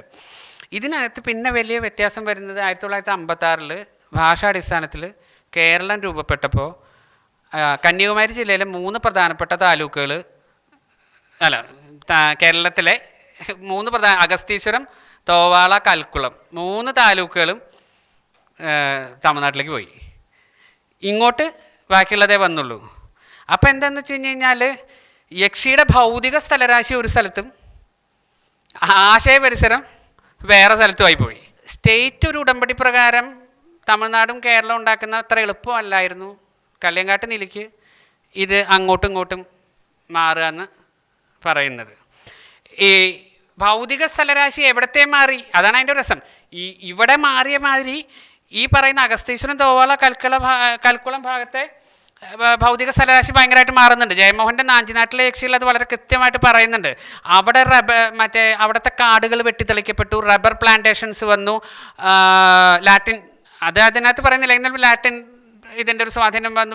വേറൊരു തരത്തിൽ അവിടുത്തെ ഭൗതിക സ്ഥലരാശി മാറുമ്പോൾ അവിടെ ഉണ്ടായിരുന്ന പ്രമുഖ യക്ഷികൾ, പല ദിക്കിലുണ്ടായിരുന്ന നീലികളൊക്കെ അധികവും തറവാട്ട് ക്ഷേത്രങ്ങളിൽ ഉണ്ടായിരുന്നതാണ്. അവരൊക്കെ ഇങ്ങനെ മൂലകളിലേക്ക് ഇരുത്തപ്പെട്ടു. അവരുടെ കുടുംബ അവകാശികളൊക്കെ നാഗർകോവിലേക്കും തിരുവനന്തപുരത്തേക്കും ഒക്കെ കുടിയേറി കൊട കൊടുക്കുക എന്നാണ് പറയുക. അത് നല്ല രസമായിട്ട് ജയമോഹൻ പറയുന്നുണ്ട്. ആ കൺസെപ്റ്റ് മനസ്സിലാവാത്തതുകൊണ്ടാണ് ഇംഗ്ലീഷിലേക്ക് ട്രാൻസ്ലേറ്റ് ചെയ്തപ്പോൾ അമ്മൻ സമ്പർല എന്ന് ട്രാൻസ്ലേറ്റ് ചെയ്തു എന്നാണ് പറയുന്നത്. അമ്മന് കൊട കൊടുക്കുന്നത്, കൊട എന്ന് വെച്ചാൽ ചോര ബലി കൊടുക്കുന്ന സങ്കല്പമാണ്. അവിടുത്തെ ഏറ്റവും വലിയ യക്ഷിനെ എൻ്റെ ഇൻഡിക്കേഷൻ എന്താണെന്ന് വെച്ച് കഴിഞ്ഞാൽ നമ്മുടെ ഇവിടുത്തെ മാതിരി പാലപൂത്ത മണമോ നിലാവുള്ള രാത്രിയോ ഒന്നുമല്ല. രാവിലെ കാണുന്ന റബ്ബറുണ്ടകളാണ്. രാവിലെ കാണുന്ന ഈ റബ്ബർ ഒട്ടുപാൽ എടുത്തിട്ട് ഒട്ടുപാലെന്ന് നമ്മളിവിടെ പറയുന്ന ഒരു സാധനം ഉണ്ടല്ലോ. ഈ ഒട്ടുപാലെന്ന് പറയുന്ന ഇയക്കിയാട അണ്ണാന്നാണ് പറയുന്നത്. അത് യക്ഷിയാണത്. യക്ഷിങ്ങനെ കുടിച്ചിട്ട് തട്ടിക്കളയുന്ന സാധനമാണ് ആ റബ്ബറിൻ്റെ ഒട്ടുപാലെന്നാണ് പറയുന്നത്. നോക്കൂ, അപ്പോൾ സ്ഥലരാശി മാറുമ്പോൾ അത് മാറി, അവിടെയും മാറി, ഇവിടത്തെയും മാറി. അങ്ങനെ സങ്കല്പങ്ങളായി കൊട നഷ്ടപ്പെട്ട് പാവം കുടുംബദേവതകളായിട്ട് അത് പരിണമിച്ചു. പിന്നത്തെയാണ് ഏറ്റവും പ്രധാനപ്പെട്ട സാധനം. അപ്പോൾ ഉണ്ടായ കേരളം അപ്പോൾ എന്താവശ്യപ്പെടുകയായിരുന്നു? കേരളത്തിനെല്ലാം പൊതുമാതൃകകൾ ആവശ്യപ്പെടുമായിരുന്നു. കേരളത്തിൻ്റെ ഒരു കലാരൂപം വേണം, കഥകളി. ആരും കാണാൻ എത്രത്തോളം വളരെ നമുക്ക് ഭയങ്കര രസമായിട്ട് തോന്നുന്ന കുറേ സാധനങ്ങൾ കേരളം പൊതുമാതൃകയായിട്ടുണ്ടാക്കി. കേരളത്തിലെ ഭാഷ പോലെ തന്നെ കേരളത്തിൻ്റെ കലാരൂപം, കേരളത്തിൻ്റെ മതം, കേരളത്തിൻ്റെ സങ്കല്പങ്ങളുണ്ടായി. അപ്പോൾ അതങ്ങനെ ഒറ്റയടിക്ക് നമുക്ക് പറയാൻ പറ്റാത്തതുകൊണ്ട് നമ്മൾ എന്താണ്, ശേഖരണങ്ങളാണ് ആദ്യകാലത്ത് നടന്ന പ്രധാനപ്പെട്ട ഒരു സംഭവം. അതിൽ ഫോക്ക് മേഖലയിൽ നടന്ന പ്രധാനപ്പെട്ട ഒരു ഈ ഇത്തരം ശേഖരണങ്ങളാണ്. ധാരാളം കഥകൾ ശേഖരിച്ചു തുടങ്ങി. അത് പ്രസിദ്ധപ്പെടുത്തി, മംഗളോദയത്തിൽ അച്ചടിച്ച് പ്രസിദ്ധപ്പെടുത്തി. ശേഖരിക്കുന്നതിൽ നമുക്ക് യാതൊരു ഉപാധികളും വയ്ക്കുന്നുണ്ട്. ഞാനും ഇഷ്ടം പോലെ കഥകൾ ശേഖരിക്കുന്നുണ്ട്. അച്ചടിക്കണമെന്നുണ്ടെങ്കിൽ ഇത് മനുഷ്യന്മാർ വായിക്കണം. അത് വളരെ പ്രധാനപ്പെട്ട ഒരു കാര്യമാണ്. ശേഖരണത്തിന് അത് വേണ്ട. അച്ചടിക്കണമെങ്കിൽ ഇത് മനുഷ്യന്മാർ വായിക്കുന്ന ഭാഷയിൽ എഴുതിയാൽ തന്നെ അച്ചടിക്കാൻ പറ്റുള്ളൂ. മനുഷ്യന്മാരെ മനസ്സിലാക്കുന്ന ഒരു ഭാഷയിൽ എഴുതിയാൽ തന്നെ അത് നമുക്ക് ചെയ്യാൻ പറ്റില്ല. അപ്പോൾ കൊട്ടാരത്തിലെ ശങ്കുണ്ണിയുടെ ഐതിഹ്യമാലയിൽ ഇങ്ങനെ ഒരു സങ്കല്പം വരികയാണ്. ആസക്തിയുടെയും രതിയുടെയും അതിനെ പിടിച്ച് തളയ്ക്കപ്പെടുന്ന ഒരു താന്ത്രിക നമ്പൂതിരി പാരമ്പര്യത്തിനകത്ത് വന്നു. ഇതിനകത്ത് ഏറ്റവും സ്യൂട്ടാകുന്നതും ഇതിനകത്ത് ഗോവർദ്ധൻ്റെ യാത്രയിൽ പറഞ്ഞ മാതിരി ആ കയറിന് ഏറ്റവും അനുയോജ്യമായ കഴുത്തുകളിലൊന്ന് കല്ലേങ്കാട്ട് നീലിയുടെയായിരുന്നു. കാരണം എല്ലാ സങ്കല്പങ്ങളെയും അതിലേക്ക് ഇങ്ങനെ ഇൻകോർപ്പറേറ്റ് ചെയ്യാം. കാരണം അതിൻ്റെ കാരണം എന്താ വെച്ചാൽ പല കാലങ്ങളിലായിട്ട് വളർന്നു വന്നൊരു സാധനം ആയതുകൊണ്ടാണ്. അപ്പോൾ അതിനകത്തേക്ക് ഏറ്റവും അനുയോജ്യമായിട്ട് നീലി പ്രത്യക്ഷം. നീലി എന്ന് പറയുന്നത് വളരെ കോമൺ ആയിട്ടുള്ളൊരു പേരാണ്. ഞാൻ ഈ പഠിക്കുമ്പോൾ ഞാനത് ഇവിടെ എത്ര പ്രസക്തമല്ലെങ്കിൽ പോലും എനിക്ക് ഭയങ്കര പ്രത്യേകത തോന്നിയ ഒരു സാധനം എന്താ വെച്ച് കഴിഞ്ഞാൽ കേരളത്തിലെ ഏറ്റവും അടിസ്ഥാന വിഭാഗക്കാരുടെ ഇടയിലും പിന്നെ നമ്പൂതിരിമാരുടെ ഇടയിലുമാണ് ഏറ്റവും കോമൺ ആയിട്ട് ഈ നീലി ഉള്ളത്. അതിൻ്റെ ഇടയിലുള്ള ഒരാളുകളുടെ ഇടയിലും ഈ നീലി പേരില്ല. അത് അത്ര പ്രസക്തമായ ഒരു കാര്യമാണെന്നല്ല ഞാൻ പറയുന്നത്. ഇത് ഈ നീലിക്ക് പോലെ തന്നെ വളരെ പ്രധാനപ്പെട്ട ഒന്നാണ് ഉത്തര കേരളത്തിലെ കല്ലടിക്കോട് നീലി. കല്ലടിക്കോട് നീലി എന്ന് പറയുന്നത് കള്ളിയങ്കാട്ട് നീലിയുമായിട്ട് യാതൊരു ബന്ധവുമില്ലാത്ത ഒരു മന്ത്രമൂർത്തിയാണ്. ഒടിയന്മാർ സേവിച്ചുപാസിക്കുന്ന കല്ലടിക്കോട് നീലിയാണ്. അതിൻ്റെ ഒരു 36,000 ദേവതന്മാരും ചാത്തന്മാരെയൊക്കെ അധിവസിച്ച് ഇങ്ങനെ ഭയങ്കര ക്യൂനായിട്ട് ഈ തൗസിക്കിൻ്റെ മാജിക് ആൻഡ് സ്റ്റേറ്റിലൊക്കെ ഉള്ള ആ കൺസെപ്റ്റിൽ പറയുന്ന മാതിരി അതിനെ ഇങ്ങനെ അങ്ങനത്തെ ഒരു മലയുടെ മുകളിൽ നിൽക്കുന്ന യക്ഷി, അതിനെ എല്ലാവർക്കും അത് യക്ഷിയല്ല, ഈ മന്ത്രമൂർത്തി എന്നുള്ളതാണ്. ഈ കഴിഞ്ഞ ദിവസം അതെനിക്ക് അതിൻ്റെ റെഫറൻസ് ഒന്നും അതിനകത്ത് കണ്ടില്ല. എനിക്ക് ഭയങ്കര ഇഷ്ടമായിട്ട് തോന്നിയത് ഈ DC ബുക്സ് പ്രസിദ്ധീകരിച്ചൊരു പുസ്തകത്തിലാണ്. കോട്ടയത്ത് തമ്പുരാൻ കല്ലടിക്കോട് പരിഷ്കാരങ്ങൾ നടത്തിയത് ഈ കല്ലടിക്കോട് നീലിയുടെ ഗുഹയിലിരുന്നിട്ടാണെന്ന് അവിടെ ഒരു നാട്ടുവർത്താനം ഉണ്ടെന്ന് ഒരാൾ എഴുതിയിട്ടുണ്ട്. അദ്ദേഹത്തിന് കിട്ടാണ്ടാവില്ലല്ലോ, ആരെങ്കിലും അവിടെ നാട്ടിൽ പറഞ്ഞിട്ടുണ്ടാവും. ഞാൻ മനസ്സിലാക്കിയിടത്തോളം KPS മേനോനാണ് ആദ്യമായിട്ട് കോട്ടയത്ത് തമ്പുരാനാണ് കല്ലടിക്കോട്, അതുവരെ കല്ലടിക്കോട് അമ്പൂരി എന്ന് വിചാരിച്ചിരുന്ന ഒരു സാധനത്തിന് കല്ലടിക്കോടൻ സമ്പ്രദായം എന്ന് പറഞ്ഞിട്ടുള്ള ഒരാൾ കോട്ടയത്ത് തമ്പുരാനാണ് KPS മേനോനാണെന്നാണ് വിചാരിച്ചത്. അതിനു മുമ്പ് അങ്ങനെ ഒരു കഥ അവിടെ നീലി പല ദിക്കിലും ഉണ്ടെന്ന് പറയാനാണ് ഇത് പറയുന്നത്. തിരുവനന്തപുരം ഭാഗത്തൊക്കെ ഇങ്ങനെ നിറച്ചും ഓരോ ക്ഷേത്രങ്ങൾക്കും അതിൻ്റെ പ്രാദേശിക സ്വഭാവത്തിൽ അത് നിൽക്കുന്നുണ്ട്. അതിനകത്ത് ഏറ്റവും അനുയോജ്യമായ നീലി വരുന്നു. ഇതിനെ നമുക്കൊരു ഗണപ്പെടുത്താവുന്ന രീതിയിൽ പറയുകയാണെങ്കിൽ, ഒന്ന് അത് മന്ത്രമൂർത്തി സ്വഭാവം, ആരാധന അനുഷ്ഠാനങ്ങളുടെ ഭാഗമായിട്ട് നിലനിൽക്കുന്ന ഒരു ഗ്രൂപ്പ്. രണ്ടാമത് മന്ത്രവാദികളാൽ തിളയ്ക്കപ്പെട്ടിട്ടും പുറത്തേക്ക് ചാടി ഇങ്ങനെ പോകുന്ന ഒരു ഗ്രൂപ്പ്. മൂന്നാമത്തത് പ്രാദേശിക മിത്തുകൾ. ഇപ്പം ഞങ്ങളുടെ നാട്ടിലൊക്കെ ഉള്ള യക്ഷി എന്നൊക്കെ മറിയത്തുമ്മ എന്നൊക്കെ പറഞ്ഞു 10 മന്ത്രവാദികളുടെ അടുത്ത് പഠിച്ച് വളർന്ന് അങ്ങനെ അവരെ പിന്നെ കൊന്ന് കഴിഞ്ഞിട്ട് അതിൻ്റെ രസം എന്താ വെച്ച് കഴിഞ്ഞാൽ മറിയത്തുമ്മ ഇപ്പോൾ ഇല്ല. കൊന്ന മന്ത്രവാദിക്ക് ക്ഷേത്രമുണ്ട്. ശങ്കരമ്മ എന്ന് പറയുന്ന മന്ത്രവാദി അവിടെ വളരെ പ്രധാനപ്പെട്ട ഒന്നാണ്. അവർ ഇപ്പോൾ ഇല്ലാണ്ട് നിൽക്കുന്നുണ്ട്. അങ്ങനെ നിൽക്കുന്ന ഈ ഇങ്ങനെ കാറ്റഗറൈസ് ചെയ്യാം ഒരു ഏറെക്കുറെ സാധനങ്ങൾ. ഞാൻ നേരത്തെ പറഞ്ഞ പാൻ ഇന്ത്യൻ കൺസെപ്റ്റിൽ ഇല്ലാത്ത സാധനങ്ങൾ. ഈ വിശകലനം ചെയ്ത യക്ഷി സങ്കല്പങ്ങളിൽ വിശദാംശങ്ങൾ പൊതു കേരളീയ മാതൃകയ്ക്കകത്ത് രൂപപ്പെടുകയും ഏത് യക്ഷിയെയും ഒന്നാക്കത്തക്ക വിധത്തിൽ ചില എലമെൻറ്റ്സ് നമ്മൾ എടുക്കുകയാണ്. രതി, പ്രതികാരം, അതേമാതിരി എന്താ പറയുക മോഹം, മനുഷ്യൻ്റെ, ഇതൊക്കെയാണ് യക്ഷി എന്നാണ് അതൊക്കെയാണ്, അല്ലാതെ വേറെ ഒന്നുമല്ല, വേറെ ഒന്നിനെ നമുക്കിന്നെ പറയാൻ പറ്റില്ല. അപ്പം അതൊക്കെ പൊതുവാക്കപ്പെടുകയും ആ പൊതുസങ്കല്പത്തിൽ ഈ പറയുന്ന കള്ളിയങ്കാട്ട് നീലി പ്രതിഷ്ഠിക്കപ്പെടുകയും അത് കൃത്യമായ ഛായ അത് പടരുകയും പൊതുഛായയായിട്ട് പടരുകയും ചെയ്തു. ഇതിലൊരു സമീപനം ഇതാണ്. ഭാവനാഭൂപടത്തിൽ വ്യവഹരിച്ച് ഭൗതിക സ്ഥലരാശിയുമായി നിരന്തരം ഇടപെടുന്ന കേരളത്തിലെ യക്ഷി സങ്കല്പങ്ങൾ അതാണ് ഇവിടെ പരിഗണിച്ചിട്ടുള്ളൂ. അത് പരിഗണിക്കാനുള്ളൊരു കാരണം അത് യക്ഷി സങ്കല്പമായിട്ട് നിലനിൽക്കുന്നതുകൊണ്ടല്ല, അതിൻ്റെ ഡിസ്കോഴ്സുകൾ ഉള്ളതുകൊണ്ട് നമുക്ക് അങ്ങനെ യക്ഷികൾ ചരിത്രം എഴുതുന്നതാണ്. ഈ മോഡേൺ ട്രാവൻകൂറിൻ്റെ ട്രേഡ് ആൻഡ് എക്കണോമിയുടെ ഹിസ്റ്ററി പഠിക്കാൻ യക്ഷിക്കഥകളോളം പറ്റിയൊരു സാധനമില്ലെന്ന് നമ്മൾ മനസ്സിലാക്കുന്നിടത്താണ് ഇത് പ്രധാനമാവുന്നത്. അല്ലാതെ ഇത്തരം ഒരു ക്ലാസ്സിൽ വന്നിട്ട് യക്ഷി ഉണ്ടോ ഇല്ലയോ എന്നുള്ളതോ അല്ലെങ്കിൽ യക്ഷിക്ക് വേണ്ടിയിട്ടൊരു PR പരിപാടിയല്ല. നമുക്ക് എന്താ വെച്ച് കഴിഞ്ഞാൽ ഇതിന് ഇത്തരം സാധ്യതകളെ നമ്മളിപ്പോഴും മനസ്സിലാക്കുന്നില്ല. കേരളത്തിലെ യക്ഷികളെ പറ്റിയിട്ട് നമ്മളൊരു പഠനം നേരത്തെ പറഞ്ഞു, അത് കൊളോണിയൽ ബന്ധമുള്ളത് കൊണ്ടും അതിന് വേറെ തരത്തിൽ സൈദ്ധാന്തികമാവുന്നതുകൊണ്ട് നടക്കുന്നതാണ്. ഞാനിപ്പോൾ ഇവിടെ പറഞ്ഞാൽ നിങ്ങൾ കേൾക്കാൻ ഇത്ര ആളുകളുണ്ട്. ഇതൊരു പേപ്പർ എഴുതി കഴിഞ്ഞാൽ വിദ്യാരംഭം പബ്ലിക്കേഴ്സോ മുല്ലക്ക പബ്ലിക്കേഴ്സോ ദേവി ബുക്സ്റ്റാൾ പ്രസിദ്ധീകരിക്കും, അല്ലെങ്കിൽ ഞാൻ കാശ് കൊടുത്ത് പ്രസിദ്ധീകരിക്കണം. കാരണം എന്താണ്, പേര് പറയുന്നത് ശരിയല്ല, അതിൻ്റെ ഒരു എത്തിക്സിൻ്റെ പുറത്ത് കേരളത്തിലെ പ്രസിദ്ധനായ ഒരു ചരിത്രകാരനുമായിട്ട് 1 മണിക്കൂർ വാദിക്കേണ്ടി വന്നതാണ് എനിക്ക് ഈ യക്ഷിക്ക് വേണ്ടിയിട്ട്. അത് എന്താ വെച്ചാൽ അത് നമുക്കിപ്പോഴും അതിനെ ആ രീതിയിൽ കാണാൻ പറ്റുന്നില്ല. അതിൻ്റെ ഒരു ചരിത്രബദ്ധത, ഇതിൻ്റെ ചരിത്രം അന്വേഷിക്കാൻ പോണൊരു കള്ളിയങ്കാട്ട് നീലിയുടെ ഡേറ്റ് ഓഫ് ബർത്തും ഇവർ തമ്മിലുള്ള പ്രേമവും മാരേജ് സർട്ടിഫിക്കറ്റൊക്കെയാണ് അന്വേഷിക്കുന്നത്. അതിൻ്റെ ചരിത്രപരമായ യാഥാർത്ഥ്യം, വസ്തുതകളെ യാഥാർത്ഥ്യമാണ് അന്വേഷിക്കുന്നത്. അതല്ല കള്ളിയങ്കാട്ട് നീലിയുടെ കഥയിലെ ചരിത്രം എന്ന് പറയുന്നത്. കള്ളിയങ്കാട്ട് നീലിയുടെ ഡിസ്കോഴ്സ് നടന്ന, വ്യവഹാരം നടന്ന ആ സമൂഹത്തിൻ്റെ ചരിത്രമാണ് അതിനകത്ത് പരിശോധിക്കുന്നത്. ഇതാണ് പറയാനുള്ള കാര്യം. ഇനി ഒരു സംഭാഷണ രൂപത്തിലാണ് എന്ന് പറഞ്ഞു. 1-2 കാര്യങ്ങൾ ഞാൻ ആദ്യം പറയട്ടെ. ഞാൻ യക്ഷിയെ കണ്ടിട്ടില്ല. അല്ല, സ്ഥിരം വരുന്ന ചോദ്യങ്ങൾ ആദ്യമേ തന്നെ പറഞ്ഞു കഴിഞ്ഞാൽ അത് അഹങ്കാരമാണെന്ന് വിചാരിക്കരുത്. അതുകൊണ്ടാണ് പറഞ്ഞത്. ഞാൻ യക്ഷിയെ കണ്ടിട്ടുണ്ടോ, പിന്നെ യക്ഷി ഉള്ളതാണോ എനിക്കറിയില്ല. യക്ഷി ഉള്ളതാണോ ഇല്ല, അല്ലെങ്കിൽ അതെൻ്റെ ഒരു അന്വേഷണ വിഷയമായിരുന്നില്ല. അതുകൊണ്ടാണ് ഞാൻ ആ സമീപനം എന്നുള്ളത് വളരെ കൃത്യമായിട്ട് കൊടുത്തത്. നിങ്ങളിതൊരു അഹങ്കാരത്തിൻ്റെ ഭാഗമായി കരുതരുത്. ഈ ചോദ്യം വരുമ്പോൾ സാധാരണ ചോദ്യം പെട്ടെന്ന് വരുന്ന ചോദ്യങ്ങൾ അതൊക്കെയാണ്. മറ്റേ എന്താ പറയുക, ഉള്ളതാണോ ഇല്ലാത്തതാണോ എന്നുള്ളതല്ല വിഷയം. ഇതൊരു ഡിസ്കോഴ്സ് നടക്കുന്നുണ്ട്. ആളുകൾ മുഴുവൻ ഇതിനെ ഈ ആളുകളായിട്ട് ഇങ്ങനെ ബന്ധപ്പെടുന്നുണ്ട്. അപ്പോൾ അതിനകത്തെ പേടിയെ നിങ്ങൾ എടുക്കണ്ട, അതിനകത്തെ ചരിത്രാംശത്തെ എടുക്കണ്ട എന്ന് പറഞ്ഞാൽ എടുക്കുന്നവർക്ക് ഇഷ്ടമുള്ളവർക്ക് എടുക്കാം.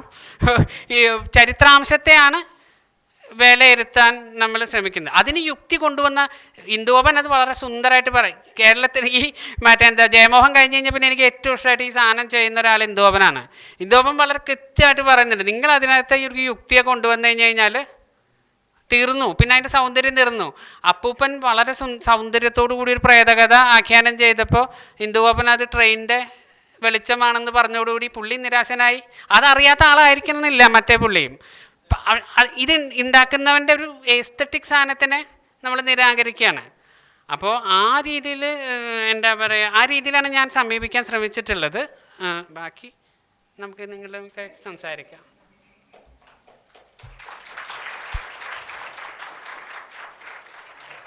സാർ, പുരുഷന്മാരായ യക്ഷികളെ കുറിച്ച് കുറച്ച് കൂടുതൽ പറയാമോ?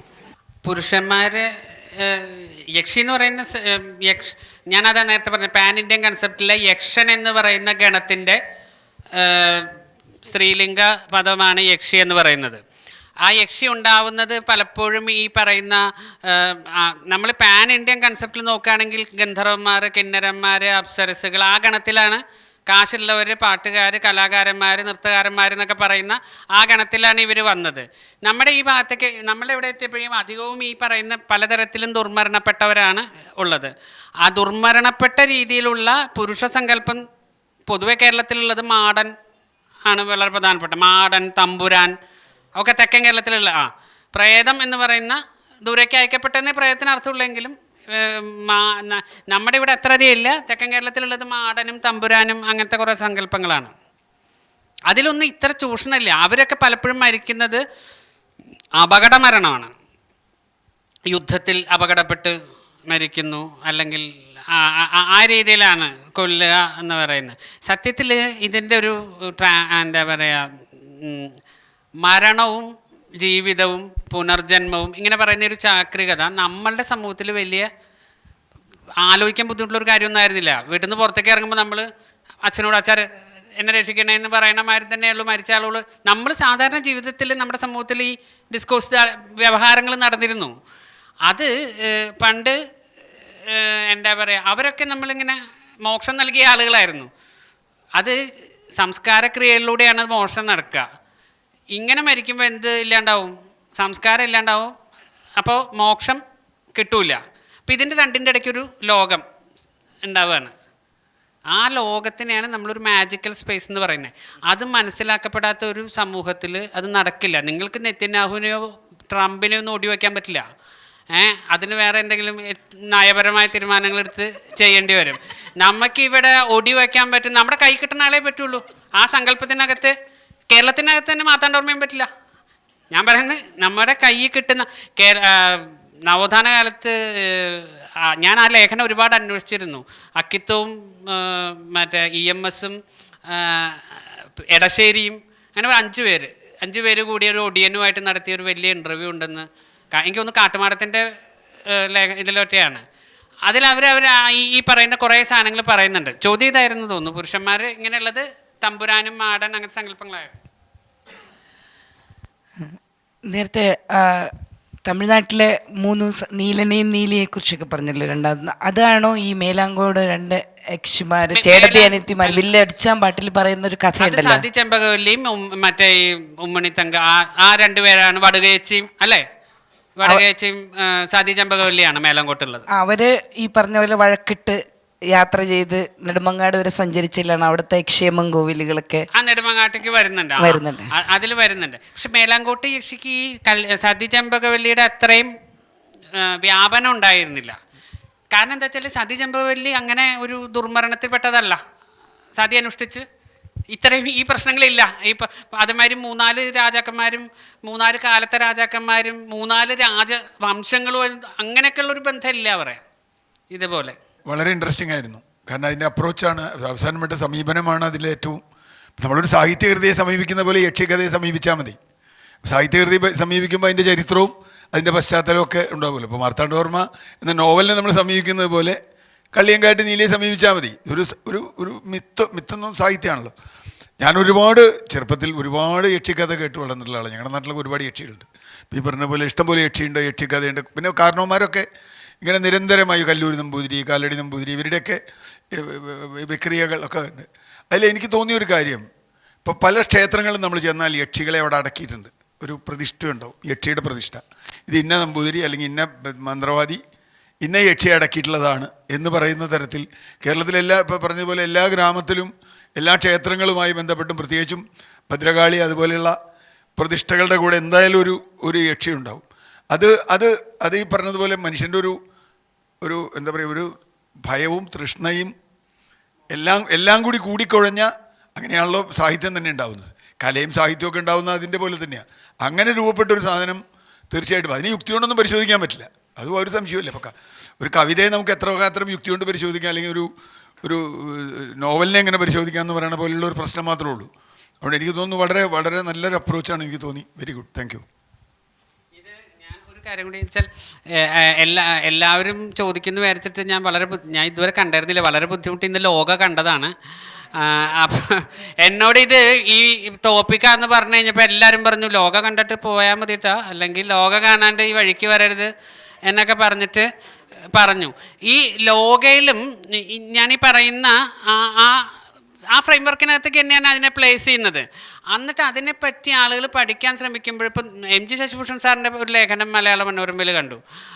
അത് കള്ളിയങ്കാട്ട് നീലിയല്ല, കടമറ്റത്ത് തേത്തനാർ ഇങ്ങനെ കൊണ്ടുവന്നതല്ല, അങ്ങനെ കൊണ്ടുവന്നതല്ല എന്നൊക്കെ പറഞ്ഞിട്ട് ഈ മറ്റേ എന്താ പറയുക, കത്തനാർക്കും തരണനെല്ലൂരിനും തിളക്കാൻ പറ്റാത്ത നീലിയൊന്നും നമുക്കിപ്പോൾ ഇരുന്ന് തിളയ്ക്കാൻ പറ്റില്ല. അപ്പോൾ അതൊക്കെ ഒരു വെറുതെ നമ്മൾ അതിൻ്റെ ആ യുക്തി ഉപയോഗിക്കുന്നതുകൊണ്ടാണ്. അദ്ദേഹം നന്നായി ചെയ്തിട്ടുള്ള ഒരാളാട്ടോ യക്ഷിയിൽ, ശശിഭൂഷൺ സാറ്. അത് ഞാൻ നേരത്തെ പറഞ്ഞ ശില്പകലാ പാരമ്പര്യത്തിൽ ചെയ്തിട്ടുള്ള ഒരാളാണ്. നമ്മൾ നേരത്തെ പറഞ്ഞ മാതിരി 40 മിനിറ്റിനകത്ത് സംസാരിക്കണമെന്നുള്ളത് കൊണ്ടാണ്. അല്ലെങ്കിൽ ആദ്യമേ ആലോചിച്ചിരുന്ന ചെറിയ കുട്ടികളും അങ്ങനത്തെ ആളുകളൊക്കെ ഉണ്ട്, അപ്പോൾ 3-4 യക്ഷികഥകൾ പറയണം അങ്ങനെയൊക്കെ വിചാരിച്ചിരുന്നു. പറയില്ല. ചോദ്യം ഉണ്ടെങ്കിൽ ഞാൻ പറയുന്നത് കഥയായിട്ട് ചിലപ്പോൾ ചിലവർക്ക് ഈ യക്ഷി എന്ന് കേട്ടിട്ട് വന്നിട്ട് അവസാനം ഇങ്ങനെ ഈ ചരിത്രബദ്ധത, വ്യാവഹാരിക ലോകത്തിൻ്റെ അയാഥാർത്ഥ്യം എന്നൊക്കെ പറഞ്ഞിട്ട് കേട്ടുപോയി വീട്ടിലെത്തുമ്പോൾ അമ്മമാരുമായി കലഹിക്കാനുള്ള സാധ്യത വളരെ കൂടുതലാണ്. നീലിയുടെ കാര്യം പറഞ്ഞല്ലോ, നീലി ഏറ്റവും 2 മാത്രമല്ല, എല്ലാ സമുദായത്തിലും ഉണ്ട്. ഉണ്ണു നീലിന്നോ അല്ല, നീലിയുടെ കുറച്ച് വ്യത്യാസം വരുത്തിയിട്ട് അതേപോലെ തന്നെ നീലി സങ്കല്പത്തിൻ്റെ വറ്റപ്പുറത്ത് നിൽക്കുന്ന കാളി, അത് ഞാൻ എപ്പോഴും ആലോചിക്കാറില്ല. ഹൈന്ദവ സമുദായത്തിലെ എല്ലാ ജാതികളിലും ഉണ്ട് നീലിയും കാളിയും. അതൊരു പ്രധാനപ്പെട്ട പോയിൻ്റാണ്, നമുക്കത് പിന്നാലെ ചെല്ലേണ്ട പോയിൻ്റാണെന്ന് തോന്നുന്നുണ്ട്. അതിൽ തന്നെ വളരെ പ്രധാനപ്പെട്ട, എനിക്ക് ഭയങ്കര ആശ്ചര്യം തോന്നിയത്, നീലിയും കാളിയും ഏറ്റവും കൂടുതലുള്ള സമുദായം, അടിസ്ഥാന സമുദായവും മേലെ താഴെ എന്ന് വിചാരിക്കണ്ട, 2 സമുദായം ഇങ്ങനത്തെ വര വരച്ചാൽ മതി. അല്ലെങ്കിൽ നിങ്ങൾ നാളെ വന്ന് ഞാൻ ഇങ്ങനെ ഒരു വര വരച്ചു എന്ന് പറയരുത്. ഇല്യാസ് മാഷ് ഇത് യൂണിവേഴ്സിറ്റിയുമായി ബന്ധപ്പെട്ടാണ് സംസാരിക്കാൻ പറഞ്ഞിരുന്നത്. അപ്പം അതുകൊണ്ട് തന്നെ ഞാൻ വളരെയധികം ശ്രദ്ധിച്ചിട്ടാണ് വന്നിട്ടുള്ളത്. അപ്പം അതുകൊണ്ട് നിങ്ങളുടെ ചോദ്യം, കാരണം യൂണിവേഴ്സിറ്റികളിൽ വളരെ പ്രശ്നമാണ് ഇത്തരം കാര്യങ്ങൾ അവതരിപ്പിക്കുമ്പോൾ. വളരെ ഇൻട്രസ്റ്റിംഗ് ആയിട്ടുള്ളൊരു ടോക്കായിരുന്നു. എൻ്റെ ഒരു ഡൗട്ട്, ഈ യക്ഷണി എന്ന് പറഞ്ഞ കോൺസെപ്റ്റും യക്ഷി എന്ന് പറഞ്ഞ കോൺസെപ്റ്റും അത് രണ്ടും സിമിലർ ആണോ അതോ ഭയങ്കര ഡിഫറെൻ്റ് ആണോ? കാരണം ഈയിടെ ഞാനൊരു ടോക്ക് കേൾക്കാനിടയായി. അതിനകത്ത് യക്ഷണി എന്ന് പറയുമ്പോൾ കുറച്ചൊരു ദൈവിക എലമെൻ്റ് ഉള്ളതും യക്ഷി എന്ന് പറയുമ്പോൾ കുറച്ചൊരു ഡെമണിക് എലമെൻ്റ് ഉള്ള അങ്ങനത്തെ ഒരു ഡിഫറൻസ് ഉണ്ടെന്നുള്ളത്. സോ അത് എങ്ങനെയാണ്? യക്ഷിണി എന്ന് പറയുന്ന സങ്കല്പം ജൈന സങ്കല്പം തന്നെയാണ്. യക്ഷിണി എന്ന് പറയുന്ന സങ്കല്പം അത് കൃത്യമായും ആ ഒരു ദൈവിക സങ്കല്പത്തിൽ നിന്ന് മാറി വരുന്നില്ല. ശില്പമായിട്ടോ ഇവർക്ക് അങ്ങനെ ഒരു മിത്തിക്കലായിട്ടുള്ളൊരു പുരാവൃത്തമോ അങ്ങനെ വേറെ ഒന്നുമില്ല. അതങ്ങനെ തന്നെ നിൽക്കുന്നതാണ്. യക്ഷി അത് നേരെ വ്യത്യാസമുണ്ട്. നമുക്ക് എന്താണെന്ന് വെച്ച് കഴിഞ്ഞാൽ, നമ്മൾ എന്തിനേയും പിടിച്ചിട്ട്, ഇപ്പോൾ ഒ വി വിജയൻ പറയുന്നുണ്ട്, മറ്റേ അലക്സാണ്ടർ കേരളത്തിനെ തോൽപ്പിക്കാൻ പറ്റില്ല, കാരണം കേരളത്തിലെത്തി കഴിഞ്ഞപ്പോൾ പേര് മാറ്റി ചാണ്ടി കുഞ്ഞിനാക്കി സ്വന്തമാക്കുന്ന സ്വഭാവമുണ്ട്. അപ്പോൾ അത് ഉപയോഗിച്ച് എൻ്റെ ചരിത്രാന്വേഷണ പരീക്ഷകളിൽ വളരെ കൃത്യമായിട്ട് പറയുന്നുണ്ട്. അപ്പം അങ്ങനത്തെ ഒരു സ്വഭാവം ഉള്ളതുകൊണ്ട് നമ്മൾ എന്തിനേയും അങ്ങോട്ട് കൊണ്ടുപോകും. ഈ എന്താ പറയുക, ഔവ്വയാറ് ആണ് ഇത് പ്രതിഷ്ഠിച്ചത്. ഔവ്വയാറാണ് പ്രതിഷ്ഠിച്ചതെന്ന് പറഞ്ഞാൽ എന്നിട്ടും അതിനൊരു ശക്തി പോരാത്തതുകൊണ്ട് പാർവതീദേവി പ്രത്യക്ഷപ്പെട്ടു വന്നിട്ട് പ്രതിഷ്ഠിച്ചു. അത് തെറ്റൊന്നുമില്ല, അങ്ങനെയാണ് അതിൻ്റെ ഒരു രീതി പോകുന്നത്. ലോക പക്ഷേ അത് ഭയങ്കര ഡയമെൻഷനുകളിലേക്ക് കൊണ്ടുപോയിട്ടുണ്ട്. അത് നിങ്ങൾക്ക് അത് മനസ്സിലാവും തോന്നുന്നു. പലതരം പൊളിറ്റിക്കൽ നോഷൻസിലേക്കും അതിനെ കൊണ്ടുപോയിട്ടുണ്ട്. മറ്റ് പല ദൈവങ്ങളും, ഇപ്പോൾ സൗത്ത് ഇന്ത്യൻ ദൈവങ്ങൾ പലപ്പോഴും കറസ്പോണ്ടിങ് ആയിട്ടുള്ള, ഇപ്പോൾ തേവര ശിവനാവുന്ന പോലെ ഈ യക്ഷികളിൽ എന്തെങ്കിലും പാൻ ഇന്ത്യൻ സ്വഭാവത്തിലേക്ക് രൂപം മാറുന്നുണ്ടോ? അങ്ങനെ അങ്ങോട്ടില്ല, ഇതേ ഉള്ളൂ. ശ്രമങ്ങൾ നടക്കുന്നുണ്ട് കേരളത്തിൽ, പ്രത്യേകിച്ച് ഒരു ഇന്ത്യൻ സങ്കല്പത്തിലേക്ക് അല്ല. ഈ പറയുന്ന പല യക്ഷികൾക്കും എന്താ പറയുക, കാളി ദേവി സങ്കല്പത്തിലേക്ക് അത് മാറിക്കഴിഞ്ഞു. ഇനി നടക്കേണ്ട കാര്യമില്ല. പിന്നെ ഇതിൻ്റെ ഏറ്റവും വലിയ തമാശ എന്താ വെച്ച് കഴിഞ്ഞാൽ, നമ്മൾ പറയുന്നുണ്ട് ഇപ്പോൾ ചാത്തൻ സേവ, കാട്ടുമാടത്തിന് ചാത്തൻ സേവ, സൂര്യകാലടിക്ക് യക്ഷി സേവ എന്നൊക്കെ പറഞ്ഞാലും ഇവർ ചാത്തനും യക്ഷിയുമായിട്ട് തന്നെയാണ് അവിടെ ഇരിക്കുന്നത്. കാട്ടുമാടത്തിൻ്റെ പൂജ മുഴുവൻ മറ്റേ നടുമുറ്റത്തെ ഭഗവതിക്കാണ്. ചാത്തന് അവിടെ എന്തെങ്കിലും ഇടാൻ തന്നെ ഉള്ളൂ.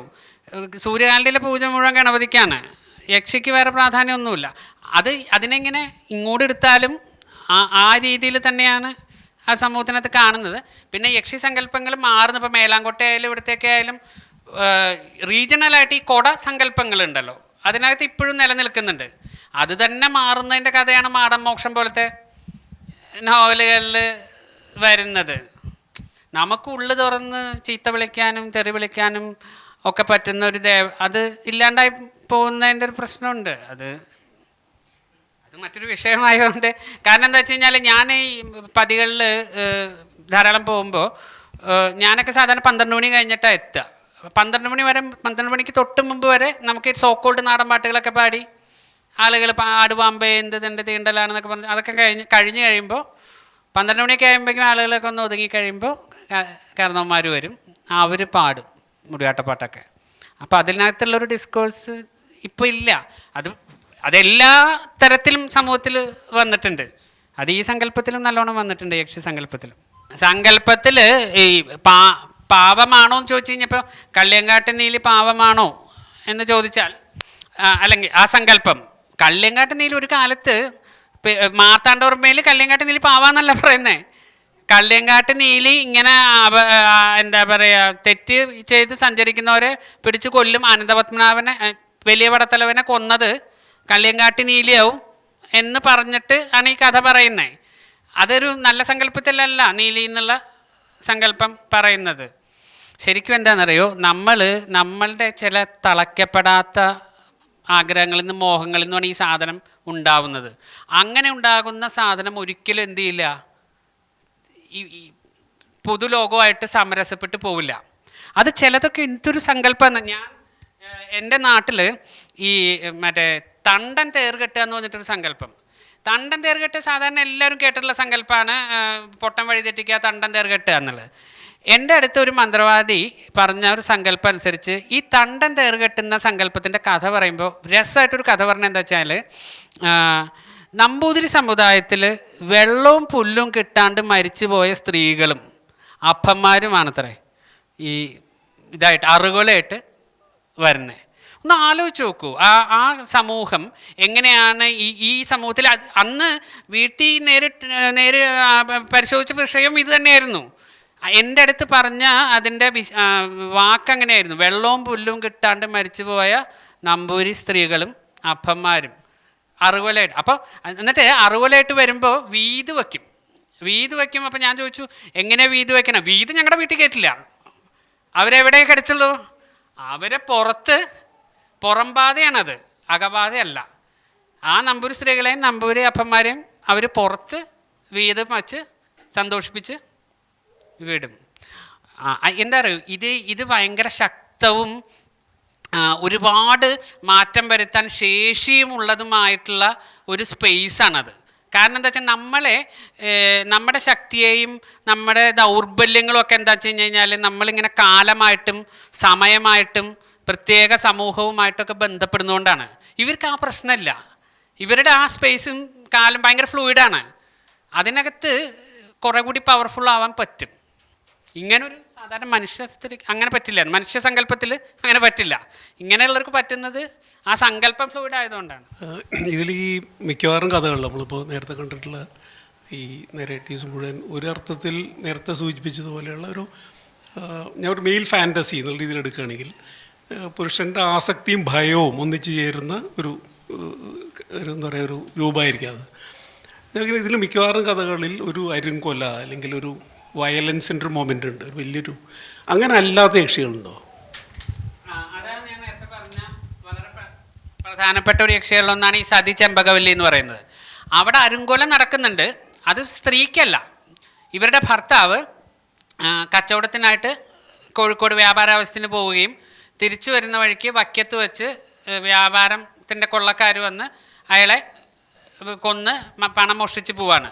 ഇതറിഞ്ഞ ചെമ്പകവല്ലി രാജാവിൻ്റെ അടുത്ത് വന്ന്, തിരുവിതാംകൂർ രാജാവിൻ്റെ അടുത്ത് വന്നിട്ട് പറയാണ്, എനിക്ക് സതി അനുഷ്ഠിക്കാനുള്ള ചെയ്ത ഒരുക്കി തരണം. അപ്പോൾ ഇയാൾ പറയാം അതിൻ്റെ ആവശ്യമില്ല. ഇയാളത് പരമാവധി നിരുത്സാഹപ്പെടുത്താൻ ശ്രമിക്കുന്നുണ്ട്. അതിലൊന്നും നിരുത്സാഹപ്പെടുത്താൻ പെടാതെ അവർ ചാടി ആത്മഹത്യ ചെയ്യാണ്. അതുമാതിരി ഈ മറ്റേ എന്താ പറയുക, വലിയ തമ്പി കുഞ്ചുത്തമ്പി അവരുടെ സഹോദരിയും ഇതേമാതിരി മനം നൊന്ത് ആത്മഹത്യ ചെയ്യുന്നതാണ്. അവർ കൊല്ലുകയല്ലല്ലോ ചെയ്യുന്നത്. മാർത്താണ്ഡവർമ്മ മറ്റവർ രണ്ടുപേരെയും കൊല്ലുന്നതിൽ അല്ലേ മനം നൊന്ത് ആത്മഹത്യ ചെയ്യുന്നതാണ്. അങ്ങനെയുള്ള യക്ഷികളും ഉണ്ട്. പറയത്തെ തിരുവല്ലടിച്ചാമ്പാട്ടിലും ഉണ്ട്. അതുണ്ട് അത് മരണം എന്ന് പറഞ്ഞാലേ മൂപ്പെത്താത്ത മരണം എന്ന് പറയുന്ന ഒരു കൺസെപ്റ്റ് അതുണ്ട്. കാരണം അതുണ്ടെങ്കിലേ ഈ പറയുന്ന ഒരു അപരലോകത്തുള്ളൂ. സാധാരണ എല്ലാവരും മരിക്കുന്ന മാതിരിയാണെങ്കിൽ അവർ അങ്ങോട്ട് കയറിപ്പോവും. ശരിക്കും ഇത്തരം ഒരു ക്ലാസ് അല്ല ഇങ്ങനൊരു സംഭാഷണത്തിൽ ഏറ്റവും പ്രധാനപ്പെട്ടതായി ചെയ്യേണ്ടത്, അല്ലെങ്കിൽ ഞാൻ എൻ്റെ തിസിസിലും ചെയ്ത ഒരു സാധനം എന്ന് പറയുന്ന ഒരു മാജിക്കൽ സ്പേസ് എന്ന് പറയുന്ന മാന്ത്രിക മണ്ഡലം എന്ന് പറയുന്ന ഒരു കൺസെപ്റ്റ് വളരെ കൃത്യമായിട്ട് പറയണം. അതിനുള്ള സമയം നമുക്ക് അങ്ങനെ ഇല്ല. അത് പക്ഷേ ആ സ്പേസ് കിട്ടിക്കഴിഞ്ഞ് കഴിഞ്ഞാൽ ഇതിനെ ചെയ്യാം. ഞാൻ എൻ്റെ നാട്ടിൽ ഞാൻ തമാശക്ക് പറഞ്ഞല്ല, നാട്ടിൽ യക്ഷി കഥകൾ വച്ചിട്ട് ഒരു മാപ്പ് ചെയ്തിട്ടുണ്ട്, ഭൂപടം, മാന്ത്രിക ഭൂപടം എന്ന് പറഞ്ഞൊരു പേപ്പറും ചെയ്തിട്ടുണ്ട്. അപ്പോൾ അതെന്താ വെച്ച് കഴിഞ്ഞ് കഴിഞ്ഞാൽ ആ മാന്ത്രിക ഭൂപടം ഇപ്പോഴും നിലനിൽക്കുന്നുണ്ട്. ആ അതായത് മറിയത്തുമ്മ മരിച്ച തോട്, അവിടെ നിന്ന് കേൾക്കുന്ന കുട്ടിയുടെ കരച്ചിൽ, ഈ തേറുകെട്ട് നടക്കുന്ന വഴികൾ, ഇതൊക്കെ ഇപ്പോഴും അവിടുത്തെ ആളുകളുടെ ഇടയിൽ നിൽക്കുന്നുണ്ട്. ആ നടക്കുന്ന വഴികളിൽ മുഴുവൻ വീടുകളായി, മുഴുവൻ ടാറിട്ട് പനമ്പള്ളി രാഘവന്റെ പേരിൽ വലിയ തീരദേശ റോഡ് അതിലെ വന്നു. പക്ഷെ അവിടെ മറിയത്തുമ്മയുണ്ട്. അപ്പോൾ ആ ഒരു സ്പേസ്, ആ ഒരു ഭൂപടം മുകളിലുണ്ട്, താഴത്ത് മെറ്റീരിയൽ ഭൂപടവും. അപ്പം അതിനെ അങ്ങനെ മാപ്പ് ചെയ്യാൻ നമുക്ക് പറ്റുമായിരുന്നു. ഞാനത് ഭൂപടം തന്നെ വരച്ച് ചെയ്തിട്ടുണ്ടായിരുന്നു. അപ്പോഴാണ് ഈ ചരിത്രബദ്ധത മനസ്സിലാവുന്നത്. നമ്മളിതിനെ എന്താ പറയുക, രണ്ട് തരത്തിലും കാണേണ്ട കാര്യമില്ല. യക്ഷി എന്ന് പറയുന്നത് ഭയങ്കര പേടിപ്പെടുത്തുന്ന ഒരു സാധനമാണെന്ന്, അല്ലെങ്കിൽ യക്ഷി പേടിപ്പെടുത്താത്ത, അതല്ല നമ്മുടെ ഒരു വിഷയം. ഞാൻ നേരത്തെ പറഞ്ഞ ഒരു സമീപനം അങ്ങനെയാവുക എന്നുള്ളതാണ്. പിന്നെ ഇതിൻ്റെ ഏറ്റവും വലിയ പ്രശ്നം എന്താ വെച്ച് കഴിഞ്ഞാൽ ഇത് 100% ഭാവന ഇങ്ങനെ അതിൻ്റെ എക്സ്ട്രീമിൽ നിൽക്കുന്ന സാധനമായതുകൊണ്ട് നമ്മൾ നേരത്തെ മറ്റേ മോഹൻലാൽ പറഞ്ഞ മാതിരി ഇത് മറ്റേ എന്താ പറയുക, ചികിത്സിക്കുന്നവരുടെ കൂടെ കഴിയാനും ബുദ്ധിമുട്ടാണെന്ന് പറഞ്ഞ മാതിരി നമ്മളിത് വളരെ ബോധപൂർവമായി ഇതിലൂടെ പോയില്ലെങ്കിൽ അവസാനം നമുക്കും ഇതിപ്പോൾ അങ്ങനെയുള്ള പല കഥകളും ഉണ്ട്.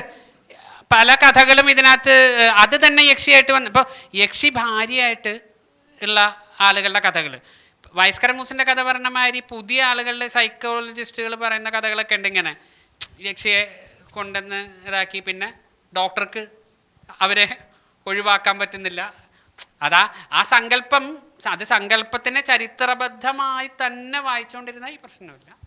ഇത് പ്രസൻറ്റേഷൻ വളരെ ഇൻട്രസ്റ്റിംഗ് ആണ്. ഈ ഒരു പ്രസൻറ്റേഷൻ അറ്റൻഡ് ചെയ്യാൻ പറ്റിയതിൽ വളരെ സന്തോഷമുണ്ട്. ഒരു വിഷ്വൽ ആർട്ടുമായിട്ട് ബന്ധപ്പെട്ടിട്ടുള്ളൊരു ചോദ്യമാണ് ചോദിക്കാനുള്ളത്. കാരണം ഇപ്പോൾ ഇന്ത്യൻ ആർട്ട് ഹിസ്റ്ററിയിൽ തന്നെ, അല്ലെങ്കിൽ ഇപ്പോൾ നമുക്ക് എടുത്തു പറയാവുന്ന പ്രധാനപ്പെട്ട ചില ശില്പങ്ങൾ അല്ലെങ്കിൽ ചിത്രങ്ങളിൽ കാണുന്ന വ്യത്യസ്തമായ ഭാഷകളൊക്കെ നോക്കുമ്പോൾ കേരളത്തിൽ നിന്നുണ്ടായിട്ടുള്ള ഏറ്റവും വലിയ ഒരു കോൺട്രിബ്യൂഷൻ എന്ന് പറയുന്നത് വലിയ തോതിലൊരു ലിറ്റററി ട്രഡീഷൻ്റെ ഒരു അതുമായിട്ട് ബന്ധപ്പെട്ട് നിൽക്കുന്ന കഥകൾ, നറേറ്റീവുകൾ, അല്ലെങ്കിൽ അതുമായിട്ട് ബന്ധപ്പെട്ടിട്ടുള്ള ഒരു നോളജ് സ്പെക്ട്രം അതിൽ നിൽക്കുന്ന, അതിൽ വളരുന്ന, അതുമായിട്ട് ബന്ധപ്പെട്ട് ഇപ്പം മിത്തുകളായാലും എന്ത് സമ്പ്രദായങ്ങളായാലും അത്തരം ഒരു രീതികളിലൂടെ നമ്മൾ പഠിച്ചെടുക്കുകയും ഒരു പ്രത്യേക ചിത്രകലാ ഭാഷ അല്ലെങ്കിൽ ശില്പകലാ ഭാഷ പ്രാക്ടീസ് ചെയ്യുകയും ചെയ്തതിന് ശേഷം ഇപ്പോൾ കേരളത്തിൻ്റെ ഒരു ആസ്ഥാന ശില്പി എന്നൊക്കെ അറിയപ്പെടുന്ന കാനായി കുഞ്ഞിരാമൻ ചിത്രകല പഠിക്കാനായിട്ട് ലണ്ടനിലേക്ക് പോകുന്നുണ്ട്.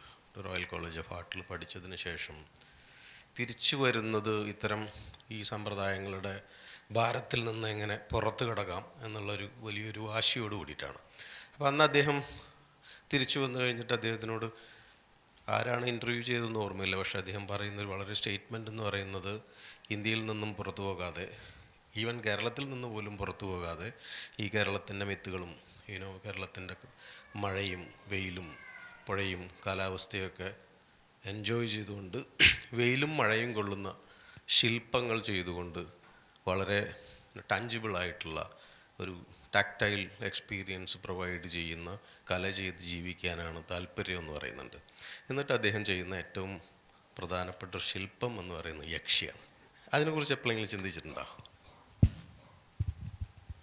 അല്ല, അത് ഈ പറഞ്ഞ മാതിരി ഇവിടുത്തെ ഇവിടുത്തെ ശില്പകലാ പാരമ്പര്യത്തിൽ അല്ല, ചിത്രകലാ പാരമ്പര്യത്തിൽ, എഴുത്ത് പാരമ്പര്യത്തിൽ ഒക്കെ യക്ഷി സങ്കല്പങ്ങൾ വളരെ വ്യത്യസ്തമായ രീതിയിൽ ഇതിനകത്ത് വേറെ കുറേ കാറ്റഗറൈസേഷൻ ഉണ്ട്. നാഗയക്ഷി, പുള്ളുംപാട്ടിൽ, മറ്റേൽ, ഇങ്ങനെ ഇതിനൊക്കെ ഒരു ആധുനികതയുടെ ഭാഗമായിട്ട് വന്ന ചിത്രകലാ ദർശനത്തിലും മാറ്റം വരുത്തിയിട്ടുണ്ട്. ഇപ്പോൾ മറ്റേ എന്താ പറയുക, താന്ത്രിക് സാധനങ്ങൾ എടുത്തിട്ടുണ്ട്, ഫോക്ക് സാധനങ്ങളും എടുത്തിട്ടുണ്ട്. ശില്പകല എനിക്കത്ര പരിചിതമല്ലാത്തൊരു ഏരിയ ആയതുകൊണ്ട് ഞാൻ ആ അർത്ഥത്തിൽ അത് ചിന്തിച്ചിട്ടുമില്ല.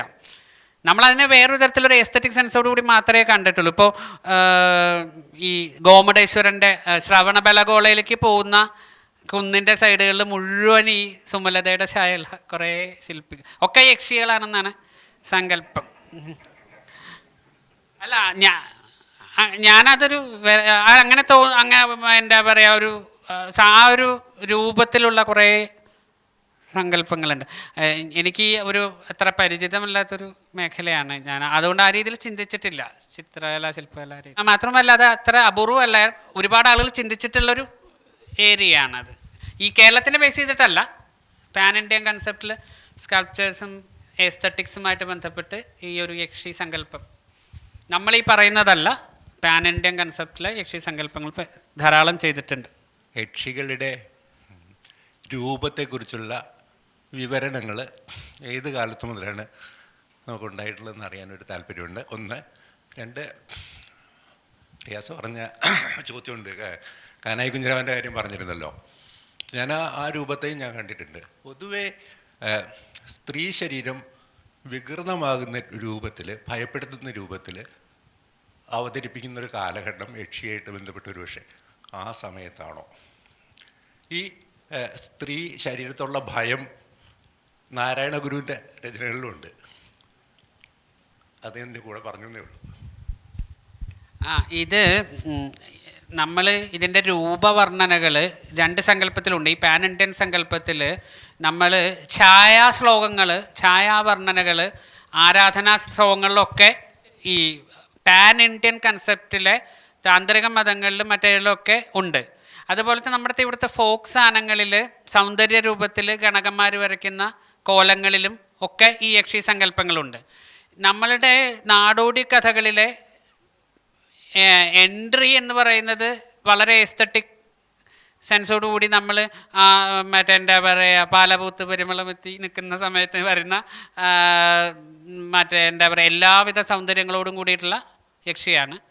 തിരിച്ചും പുരുഷൻ്റെ ആസക്തിയിലാണ് അത് പ്രതികാരമായി വികൃതമാകപ്പെടുന്ന.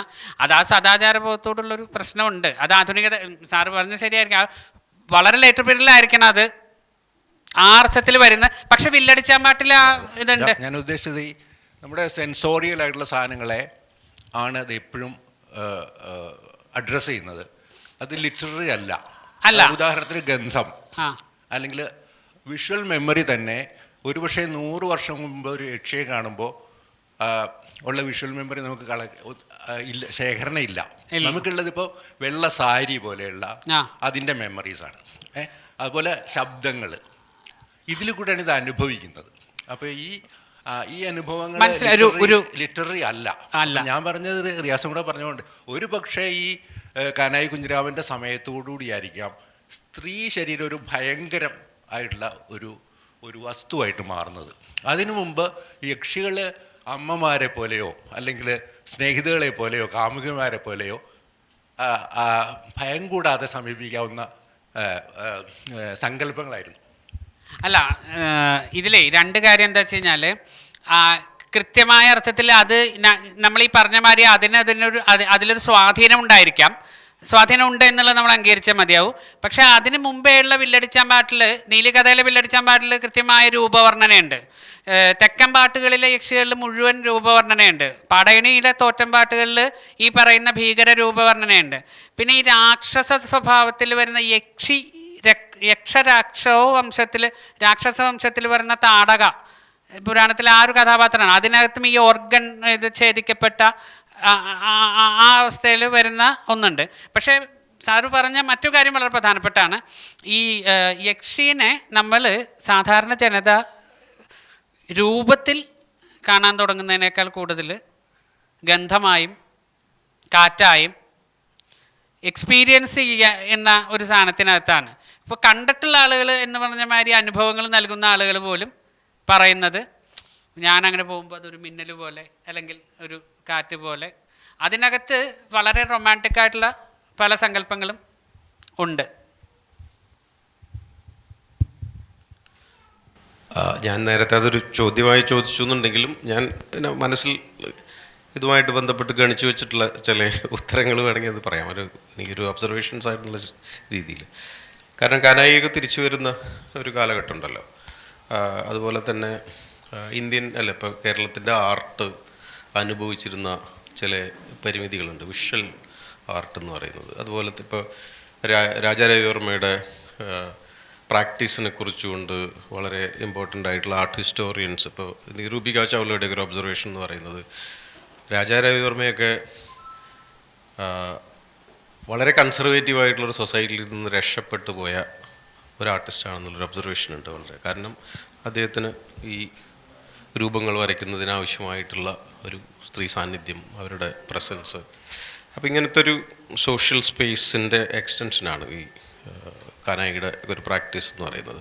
അപ്പോൾ ഈ ഒരു ഫിസിക്കലി അല്ലെങ്കിൽ ഒരു വേറൊരു രീതിയിൽ ഒരു ആർട്ടിസ്റ്റുകൾക്ക് ഒരു ടാഞ്ചിബിൾ പ്രസൻസ് കിട്ടാതിരിക്കുന്ന ഒരു സോഷ്യൽ സ്പേസിൽ, അല്ലെങ്കിൽ അത്തരം കൺസർവേറ്റീവായിട്ട് നിലനിൽക്കുന്നൊരു സോഷ്യൽ സ്പേസിൽ നിന്ന് ഒരു നമ്മളൊരു യൂറോപ്യൻ ആർട്ടിൻ്റെ ഒരു വളരെ ഒരു ക്രാഡിൽ എന്നൊക്കെ പറയാൻ പറ്റുന്നൊരു സ്ഥലത്ത് പോയിട്ട് റോയൽ കോളേജ് ഓഫ് ആർട്ടിൽ ആർട്ട് പഠിച്ച് വേറൊരു രീതിയിലൊരു ഏരിയൽ പെർസ്പെക്റ്റീവിൽ കേരളത്തിൻ്റെ ഒരു കൺസർവേറ്റീവ് സ്പേസിനെ മനസ്സിലാക്കിക്കൊണ്ട് തിരിച്ചു വന്നിട്ട് ഈ ഒരു കൺസർവേറ്റീവിസത്തിനെ അല്ലെങ്കിൽ ഇത്തരം വേറൊരു രീതിയിലുള്ള ഒരു സോഷ്യൽ ഒരു ഹൈറാർക്കിയെ അതിനെയൊക്കെ തകർക്കാൻ വേണ്ടിയിട്ട് അദ്ദേഹം ചെയ്യുന്ന ഒരു ആക്ട് എന്നുള്ള രീതിയിലാണ് ഒരു വളരെ ഇമ്പോർട്ടൻ്റ് ആയിട്ടുള്ള അസേർട്ടീവായിട്ടുള്ള ഒരു ഫിസിക്കൽ ഷേപ്പ്. അതും ആർട്ട് ഹിസ്റ്ററി ആയിട്ട് വലിയ ബന്ധമുള്ളതാണ്. കാരണം ഇപ്പോൾ നമ്മളിപ്പോൾ ഇന്ത്യൻ സ്കൾപ്റ്റിംഗ് ഹിസ്റ്ററിയും ട്രഡീഷൻസ് എടുത്ത് നോക്കിയാലും വെസ്റ്റേൺ ആർട്ടിൻ്റെ ഒരു ടീച്ചിങ് മെത്തഡോളജികളൊക്കെ നോക്കിക്കഴിഞ്ഞ് കഴിഞ്ഞാൽ human body is a site of learning. നമ്മളത് അതിൻ്റെ ഒരു അനാട്ടമി പഠിക്കുന്നതൊക്കെ അതിൻ്റെ ഒരു ബേസിക്സിൻ്റെ ഭാഗമാണ്. അപ്പോൾ ആ ഒരു രീതിയിൽ പലപ്പോഴും ഈ അസേർട്ടീവ് മെറ്റഫർ ഒരു യക്ഷിയെ അതും ഒരു തിരിച്ചു വരവിൻ്റെ എക്സ്റ്റൻഷനായിട്ടാണ് ചെയ്യുന്നത്. വേറൊരു ലോകം കണ്ട് വേറൊരു ഒരു സൈറ്റ് ഓഫ് ഫ്രീഡം, അല്ലെങ്കിൽ അത് പ്രത്യേകിച്ച് കേരളത്തിൽ എനിക്ക് തോന്നുന്നത് രവിവർമ്മയ്ക്ക് ശേഷം ഏറ്റവും ഒരു അസേർട്ടീവായിട്ടുള്ള ഒരു സ്കൾപ്ചറൽ പ്രസൻസ് ഒരു ലാൻഡ്സ്കേപ്പിൽ എക്സിക്യൂട്ട് ചെയ്ത ഒരു കലാകാരൻ്റെ ഒരു പ്രസൻസ് ഇല്ലാതിരുന്നൊരു പ്രസൻസ് കൂടി ഉണ്ടായില്ല. കാരണം കലാകാരന്മാർക്ക് കേരളത്തിൽ കിട്ടിയിരുന്നൊരു സ്ഥലം എന്ന് പറയുന്നത് ഒരു മാഗസിൻ്റെ പുറംചട്ടയും ഉള്ളിലെ ഇല്ലസ്ട്രേഷനിൽ വരയ്ക്കാനുള്ള പേജുകൾ മാത്രമാണ്. അതുകൊണ്ടാണ് ഇവിടെ നിന്ന് മൈഗ്രേറ്റ് ചെയ്ത് പോയിരുന്നത്. അപ്പോൾ തിരിച്ചു വന്നിട്ട് വളരെ അസർട്ടീവായിട്ടുള്ളൊരു സ്റ്റേറ്റ്മെൻറ്റ് അത് ഭയന്ന ശേഷം പിന്നീട് കേരളത്തിൽ വേറൊരു രീതിയിലുള്ള ഒരു മാറ്റം ഭയങ്കരമായിട്ട് ഉണ്ടാകുന്നുണ്ട്. കാരണം he breaks that conservative mind.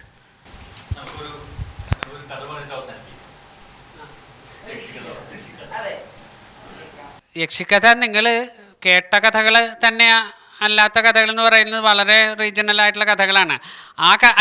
ആ കഥകളുടെ ഒരു പ്രശ്നം എന്താണെന്ന് വെച്ച് കഴിഞ്ഞാൽ ആ കഥകൾ ഇപ്പോൾ ഞങ്ങളുടെ നാട്ടിൽ വന്നിട്ട് ഒരാൾ വഴി ചോദിച്ചു കഴിഞ്ഞപ്പോൾ അയാളുടെ അടുത്ത് വഴി പറഞ്ഞ ഒരാളുടെ കഥ പറയാറുണ്ട്. അയാൾ എവിടെ നിന്ന് ഈ ഭാഗത്ത് നിന്ന് എറണാകുളം ഭാഗത്ത് നിന്ന് വന്നതാണ്. അയാൾക്ക് കാടൂറ്റിക്ക് പോകണം. ഞങ്ങളുടെ സ്കൂളിൻ്റെ അടുത്ത് വന്നിട്ട് വഴി ചോദിച്ചപ്പോൾ അയാൾ ഇങ്ങനെ പറഞ്ഞു, നേരെ പോയിട്ട് തട്ടാൻ രാധാകൃഷ്ണൻ്റെ വീടിൻ്റെ സൈഡിൽ കൂടെ പോയിട്ട് കൊച്ചപ്പൻ്റെ പഴയ ഷാപ്പിൻ്റെ അവിടെ നിന്ന് ലെഫ്റ്റ് എടുത്ത്. ഇതൊക്കെ അറിയുന്ന ഒരാൾക്കാണെങ്കിൽ ഇത് ചോദിക്കേണ്ട കാര്യമില്ല. ഇപ്പം ഞാനിപ്പോൾ ഈ മറിയത്തുമ്മയുടെ ഒരു കഥ പറഞ്ഞാൽ നിങ്ങൾക്ക് അത് എത്രത്തോളം മനസ്സിലാവുമെന്ന് അറിയില്ല. എനിക്ക് തോന്നുന്നു അതിനൊക്കെ നല്ലത് ഈ പറയുന്ന കാലടി യുടെ കഥ പറയുകയായിരിക്കും തോന്നുന്നു. രണ്ടുപേര് ഒരുമിച്ച് അതൊരു പൊതു പാറ്റേണിലുള്ളൊരു കഥയാണ്. ഉത്സവത്തിന് പോകുന്ന സമയത്ത് അവരെ കാത്തു നിൽക്കുന്ന രണ്ട് സ്ത്രീകൾ. എടശ്ശേരിയുടെ കവിതയിലുള്ള പോലെ തന്നെ പിറ്റേ ദിവസം 7 നില മാളിക പോലെ തോന്നിക്കുന്ന വീട്ടിലേക്ക് അവരെ കൊണ്ടുപോയി മുകളിലെത്തിക്കഴിഞ്ഞ് കഴിഞ്ഞിട്ട് 2 റൂമിൽ 2 പേരെയും കിടത്തി. ഒരു നമ്പൂരി അപ്പുറത്തും കാലടി നമ്പൂരി അപ്പുറത്തെ റൂമിലും കിടത്തി. അത് കഴിഞ്ഞ് കഴിഞ്ഞപ്പോൾ ഇയാൾക്ക് കുറച്ച് കഴിഞ്ഞ് കഴിഞ്ഞപ്പോൾ സൂര്യകാലടി നമ്പൂരിക്ക് കാലടി നമ്പൂരിക്ക് കാര്യങ്ങളൊന്നും മനസ്സിലാവുന്നില്ല. മറ്റാൾക്ക് കാര്യങ്ങളൊക്കെ മനസ്സിലാവുന്നതോടുകൂടി അപ്പോൾ അയാളിങ്ങനെ പറയുന്നുണ്ട്, ആ ദേവി മഹാത്മ്യം ഒന്ന് താഴ്ത്തു വയ്ക്കൂ, നമുക്ക് സംസാരിച്ചിരിക്കാം. ഇതിങ്ങനെ നിർബന്ധിക്കും തോറും ഇയാൾക്ക് ഇത് കാര്യങ്ങൾ മനസ്സിലാവുന്നതോടുകൂടി അയാളതിനെ മുറുകെ പിടിച്ച് നിൽക്കുകയും അപ്പുറത്തുനിന്ന് ഒന്നും കേൾക്കാതെ വരികയും പിറ്റേ ദിവസം കാലത്ത് എല്ലാ കഥകളെയും പോലെ പിറ്റേ ദിവസം കാലത്താവുമ്പോൾ ഇത് മാളികയില്ല, വേറെ ഒന്നുമില്ല, 2 പനയുടെ മുകളിലാണ് അതിൻ്റെ താഴെ അയാളുടെ എല്ലും തോലും കിടക്കുന്നതായിട്ട് കാണുകയും തിരിച്ച് പോയിട്ട് നമ്മൾ എന്താ പറയുക സൂര്യകാലടിയിലെത്തി കാലടി നമ്പൂരിയുടെ മകൻ തിരിച്ചു വന്ന് ഈ യക്ഷിയെ തളയ്ക്കുന്നുണ്ട്. ആ യക്ഷീനെ പ്രതികാരത്തോടു കൂടി തളയ്ക്കുകയും ആ യക്ഷി ഇയാളെ ശപിക്കുകയും ചെയ്യുന്നുണ്ട്. ഇത് കഴിഞ്ഞിട്ട് പിന്നെ ഒരു കാലത്തിൽ ഒരു ഗന്ധർവ ബാധ ഒഴിപ്പിക്കാൻ വേണ്ടി വരുമ്പോൾ ആ ഗന്ധർവൻ പറയുന്നുണ്ട്, എൻ്റെ ഭാര്യയെ നീ തളച്ചു, എന്നെ കൂടി തളയ്ക്കരുതെന്ന് പറഞ്ഞിട്ട് ശപിക്കുന്നത് എങ്ങനെയാണെന്ന് വെച്ച് കഴിഞ്ഞാൽ ഈ അവസാനം ഇയാൾ ശാപമോക്ഷം നോക്കുമ്പോൾ തിരുവാലൂർ ആലുവ അമ്പലത്തിൽ വന്ന് തൊഴുതാൽ മതി, ശാപമോക്ഷം കിട്ടും, ഇത്ര 24 മണിക്കൂറിനുള്ളിൽ എന്ന് പറയാണ്. ഇയാളിവിടെ വന്നിട്ട് ഇയാൾക്കത് പറ്റുന്നില്ല. കുളിച്ച് കാലൊക്കെ കഴുകി ശുദ്ധിയായി അമ്പലത്തിൽ കയറാൻ പോകുമ്പോൾ മൂത്രം ഒഴിക്കാൻ പറ്റും.